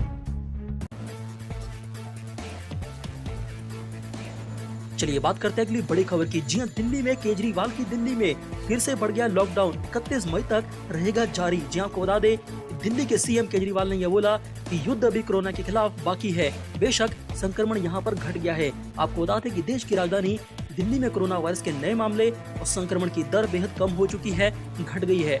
यही घटती हुई कोरोना वायरस के संक्रमण दर के बीच लॉकडाउन बढ़ाने या फिर खत्म करने के संशय और भ्रम केजरीवाल ने दूर कर दिए हैं, समाप्त कर दिए हैं। आपको बता दें कि आज केजरीवाल की सरकार ने एक बार फिर से दिल्ली में लॉकडाउन को आगे बढ़ाते हुए इस हफ्ते और लागू करने के दिल्ली में आदेश दे दिए हैं।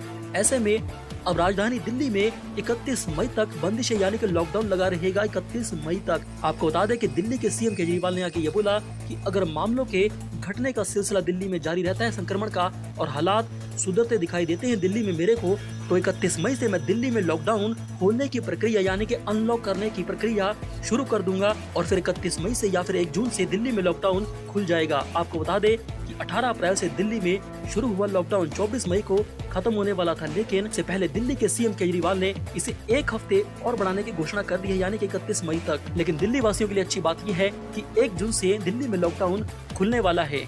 आपको बता दें कि प्रेस कॉन्फ्रेंस करते हुए दिल्ली के सीएम केजरीवाल ने आगे ये बोला कि 1 महीने में दिल्ली के अनुशासन की वजह से, दिल्ली के लोगों की अनुशासन की वजह से ही कोरोना की लहर दिल्ली में कमजोर होती नजर आई है। अप्रैल में 36% संक्रमण दर दिल्ली में पहुंच गई थी। आज कम लोग संक्रमित पाए जा रहे हैं कोरोना से दिल्ली में सिर्फ और सिर्फ लॉकडाउन की वजह से कि रविवार को पिछले 24 घंटे में 1600 केस कोरोना के सामने आए थे। आपको बता दें कि दिल्ली के मुख्यमंत्री केजरीवाल ने आगे ये बोला कि वैक्सीन की कमी को लेकर मैं बात करने वाला हूं। उन्होंने आगे ये बोला कि वैक्सीन की दिल्ली में बहुत ही शॉर्टेज है, कमी है, सभी टीकाकरण केंद्र मुझे बंद करने पड़े हैं, लेकिन वैक्सीन की समस्या का समाधान हम सब मिलकर निकालेंगे। इसी बीच उन्होंने महामारी के दौरान डटे डॉक्टर्स और मेडिकल स्टाफ के बारे में भी चर्चा की है। उन्होंने ये बोला कि डॉक्टर्स और नर्स पूरी तरह से सेवा भाव में जुटे हुए हैं।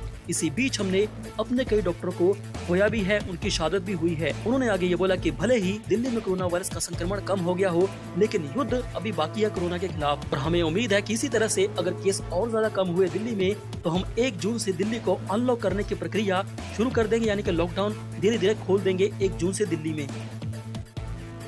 चलिए बात करते हैं अगली बड़ी ब्रेकिंग न्यूज की। जी दिल्ली में अगले 3 दिन तेज हवाओं के साथ आंधी अलर्ट का बड़ा अलर्ट। इसके साथ ही पंजाब और हरियाणा में होगी अगले 3 दिन भारी भरकम बारिश। जी आपको बता दें जाने मौसम का हाल। उत्तर भारत के कई हिस्सों में पिछले 3 दिन से रुक रुक कर बारिश हो रही है, जिससे तापमान में गिरावट आने के साथ ही मई के महीने में भी भीषण गर्मी से राहत मिली है। आपको बता दें कि मौसम विभाग के अनुसार राजस्थान और हरियाणा के अधिकतर इलाकों में आज बारिश का पूर्वानुमान लगाया गया है। दिल्ली एनसीआर में धुंध छाई रही है, जिसकी वजह से कई इलाकों में विजिबिलिटी काफी ज्यादा कम दर्ज की गई है। भारत की मौसम विज्ञान विभाग यानी कि IMD ने ये बोला है कि पश्चिमी विक्षोभ यानी कि वेस्टर्न डिस्टर्बेंस की वजह से ही दिल्ली से सटे हरियाणा और राजस्थान के कई इलाकों में बारिश के आसार हैं। आपको बता दें कि हरियाणा और राजस्थान में बादलों की आवाजाही के बीच हल्की और भारी भरकम बारिश की दिल्ली में संभावना जताई जा रही है। जी आपको बता दें कि नारनौल, बावल, कोटपुतली, राजगढ़ और आसपास के क्षेत्रों में हल्की से मध्यम बारिश हो सकती है। वहीं पंजाब के भी कई इलाकों में भारी भरकम बारिश का सिलसिला जारी रहने वाला अगले 3 दिन। जी आपको बता दें कि वही भारत की राष्ट्रीय राजधानी दिल्ली में भी मौसम सुहावना होगा। जी आपको बता दें कि दिल्ली में खतरनाक बादल छाए रहने के बीच गर्मी से भी लोगों को राहत मिल सकती है। मौसम विभाग ने यह बोला है कि पश्चिमी विक्षोभ यानी कि वेस्टर्न डिस्टर्बेंस की वजह से ही दिल्ली में पिछले 3 दिनों से हल्की से मध्यम बारिश हो रही है। या सुबह के समय से ही तेज हवाओं और धूल भरी आंधी के कारण कई जगह पर विजिबिलिटी काफी ज्यादा कम हो चुकी है। मौसम पूर्वानुमान एजेंसी स्काईमेट के अनुसार अगले 24 घंटों के दौरान सिक्किम, लक्षद्वीप, केरल, तमिलनाडु के कुछ हिस्सों, आंध्र प्रदेश और तटीय दक्षिण आंतरिक कर्नाटक के कुछ हिस्सों में हल्की से लेकर मध्यम बारिश हो सकती है, जबकि उड़ीसा और कोक में तेज बारिश की संभावना जताई जा रही है। इसके अलावा पश्चिम बंगाल, बिहार और झारखंड के अलग अलग हिस्सों, राजस्थान, तेलंगाना, जम्मू कश्मीर और हिमाचल प्रदेश में भी भारी बारिश की संभावना जताई गई है। चलिए बात करते हैं अगली बड़ी खबर की। जी भारत में खतरनाक दूसरी कोरोना वायरस की वेव के मद्देनजर जिस वजह से 12वीं बोर्ड की परीक्षा को स्थगित कर दिया गया था भारत में, अब उसको दोबारा से करवाने को लेकर विचार कर रही है केंद्र की मोदी सरकार, जिसकी वजह से सभी छात्र नाराज हैं। आपको बता दें कि केंद्र की मोदी सरकार की तरफ से एक अहम मीटिंग भी की गई थी और बोर्ड परीक्षाओं को लेकर विस्तार से बातचीत हुई। उस मीटिंग को रक्षा मंत्री राजनाथ सिंह की अध्यक्षता में किया गया था और मीटिंग के दौरान कई पहलुओं पर विचार भी हुआ और कुछ जरूरी सुझाव भी सामने आए हैं। 3 घंटे की जगह पर 1.5 घंटे का होगा एग्जाम बच्चों का। जी आपको बता दें खबर तो ये भी है कि केंद्र की मोदी सरकार अब बच्चों की 12वीं की बोर्ड की परीक्षा को रद्द करने के मूड में नहीं है। और वह चाहती है मोदी सरकार कि बच्चों की 12वीं की बोर्ड की परीक्षा हो, वो भी ऐसे समय में जब चेतावनी दी गई है पहले से कि भारत में खतरनाक बच्चों की तीसरी कोरोना वायरस की लहर आने वाली है। आपको बता दें कि दूसरे राज्य भी अब 12वीं की परीक्षाओं को समय रहते करवाना चाहते हैं। ऐसे में कोरोना का खतरा कम करने के लिए एग्जाम की अवधि को छोटा करने पर विचार कर रही मोदी सरकार। बताया तो ये भी जा रहा है कि बच्चों के जो एग्जाम पहले 3 घंटे में हुआ करते थे, उन्हें कोरोना काल में सिर्फ 90 मिनट में किया जा सकता है। अभी इस फैसले पर मोहर नहीं लगाई है मोदी सरकार ने, लेकिन इस पहलू पर मीटिंग में काफी मंथन भी हुआ है बच्चों को लेकर। इसके अलावा मोदी सरकार ने इस बात पर भी विचार किया है कि कुछ सब्जेक्ट्स को कम कर दिया जाए बच्चों के 12वीं की परीक्षा में। आपको बता दें कि कुल 19 से 20 सब्जेक्ट की परीक्षाएं करवाई जा सकती है 12वीं की। इसके अलावा बाकी सब्जेक्ट्स के इंटरनल असेसमेंट पर जोर दिया जा सकता है। सुझाव तो ऐसा भी सामने आया है कि बोर्ड परीक्षा को 2 चरणों में पूरा किया जा सकता है, लेकिन ये फैसला कोरोना की स्थिति को ध्यान में रखते हुए लिया जाएगा 1 जून को। इसके अलावा इस बात पर भी मोदी सरकार विचार करेगी कि बच्चों के एग्जाम का आयोजन किस खास परीक्षा केंद्रों में किया जा सकता है और फिर 3 महीने के अंदर परिणाम घोषित भी हो सकते हैं बच्चों के। राज्य सरकारों की तरफ से जानकारी दी गई है कि वह 25 आपको बता दें कि भारत के सभी राज्यों की सरकार की तरफ से मोदी जी को यह जानकारी दी गई है कि वह 25 मई तक लिखित में केंद्र की मोदी सरकार को अपना फीडबैक दे देंगे कि बच्चों की परीक्षाएं करवाएंगे या फिर नहीं। उसी फीडबैक में उनकी तरफ से बोर्ड परीक्षाओं को लेकर कुछ जरूरी सुझाव भी बताए गए हैं। लेकिन इससे भी बड़ी बात तो यह है कि आम आदमी पार्टी के यानी कि केजरीवाल की पार्टी के उप मुख्यमंत्री मनीष सिसोदिया ने इस मीटिंग के दौरान ही लीक से हटकर मोदी सरकार को अलग से सुझाव दिए हैं। जी आपको बता दें कि दिल्ली के उप मुख्यमंत्री मनीष सिसोदिया की तरफ से जोर देकर ये बोला गया है कि बोर्ड परीक्षा से पहले 12वीं में पढ़ रहे 1.5 करोड़ छात्रों को जल्द से जल्द कोरोना वैक्सीन की डोज यानी कि टीका बच्चों को लगवाया जाना चाहिए एग्जाम से पहले। ट्वीट में मनीष सिसोदिया ने आगे यहाँ तक लिख दिया कि केंद्र की मोदी सरकार के साथ मीटिंग में आज मैंने यह मांग रखी है कि परीक्षा से पहले 12वीं के सभी बच्चों के लिए वैक्सीन यानी कि टीका ठुकवाना बिल्कुल जरूरी है और बच्चों की एग्जाम से पहले सुरक्षा से खिलवाड़ करके परीक्षा का आयोजन करवाने की जिद मोदी सरकार की बहुत ही बड़ी गलती और नाकामी और नासमझी साबित होगी। अगर कोरोना वायरस का संक्रमण 12वीं के एग्जाम देने वाले छात्रों में फैल गया तो इसका जवाब कौन देगा। आपको बता दें कि मनीष सिसोदिया की तरफ से ये भी सुझाव मोदी सरकार को दिया गया है कि अगर देश में वैक्सीन की कमी है तो फाइजर कंपनी से भी बात की जा सकती है वैक्सीन के लिए। चलिए बात करते हैं अगली बड़ी खबर की। जी कृषि कानूनों के खिलाफ धरने पर बैठे किसानों को विपक्षी दलों ने एक बार फिर से समर्थन दे दिया है। जी आपको बता दें कि कांग्रेस समेत भारत की 12 बड़ी विपक्षी पार्टियों ने संयुक्त किसान मोर्चा यानी कि एसकेएम के ताजा फैसले का समर्थन कर दिया है, जो कि मोदी सरकार के लिए बड़ी परेशानी है। इसीलिए ऐसा लगता है कि 2024 में मोदी की सरकार नहीं आने वाली है। आपको बता दें कि कोरोना संकट के बीच संयुक्त किसान मोर्चा 26 मई को देश भर में प्रदर्शन करने की बातें बोल रही है। इसी दिन किसान आंदोलन को शुरू हुए 6 महीने का वक्त पूरा हो जाएगा। 12 विपक्षी दलों की तरफ से संयुक्त किसान मोर्चा के समर्थन में जो ताजा बयान जारी किया गया है उसमें 12 मई को लिखे गए पत्र का भी जिक्र किया गया है। इसमें नए कृषि कानूनों को वापस लेने की मांग की गई थी मोदी सरकार की तरफ से।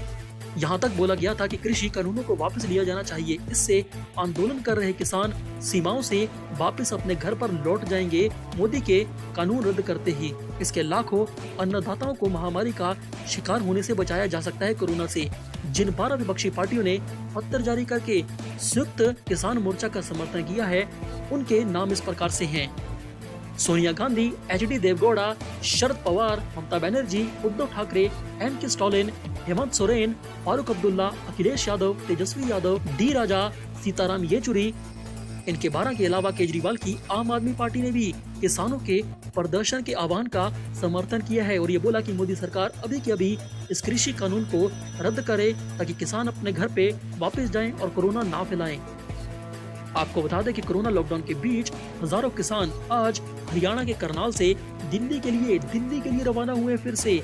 जैसे कि दिल्ली में वे फिर से बड़ा कुछ कांड करने की तैयारी में हैं, जहां वे 26 मई को काला दिवस के रूप में मनाने की योजना बना रहे हैं। 26 मई को मोदी सरकार के खिलाफ, इस काले कृषि कानूनों के खिलाफ। इसके साथ पंजाब के संगरूर से भी कई लोगों के दिल्ली के लिए रवाना होने की खबरें सामने आई हैं, जिसकी वजह से फिर से मोदी सरकार पर अब दबाव पड़ने लगा है।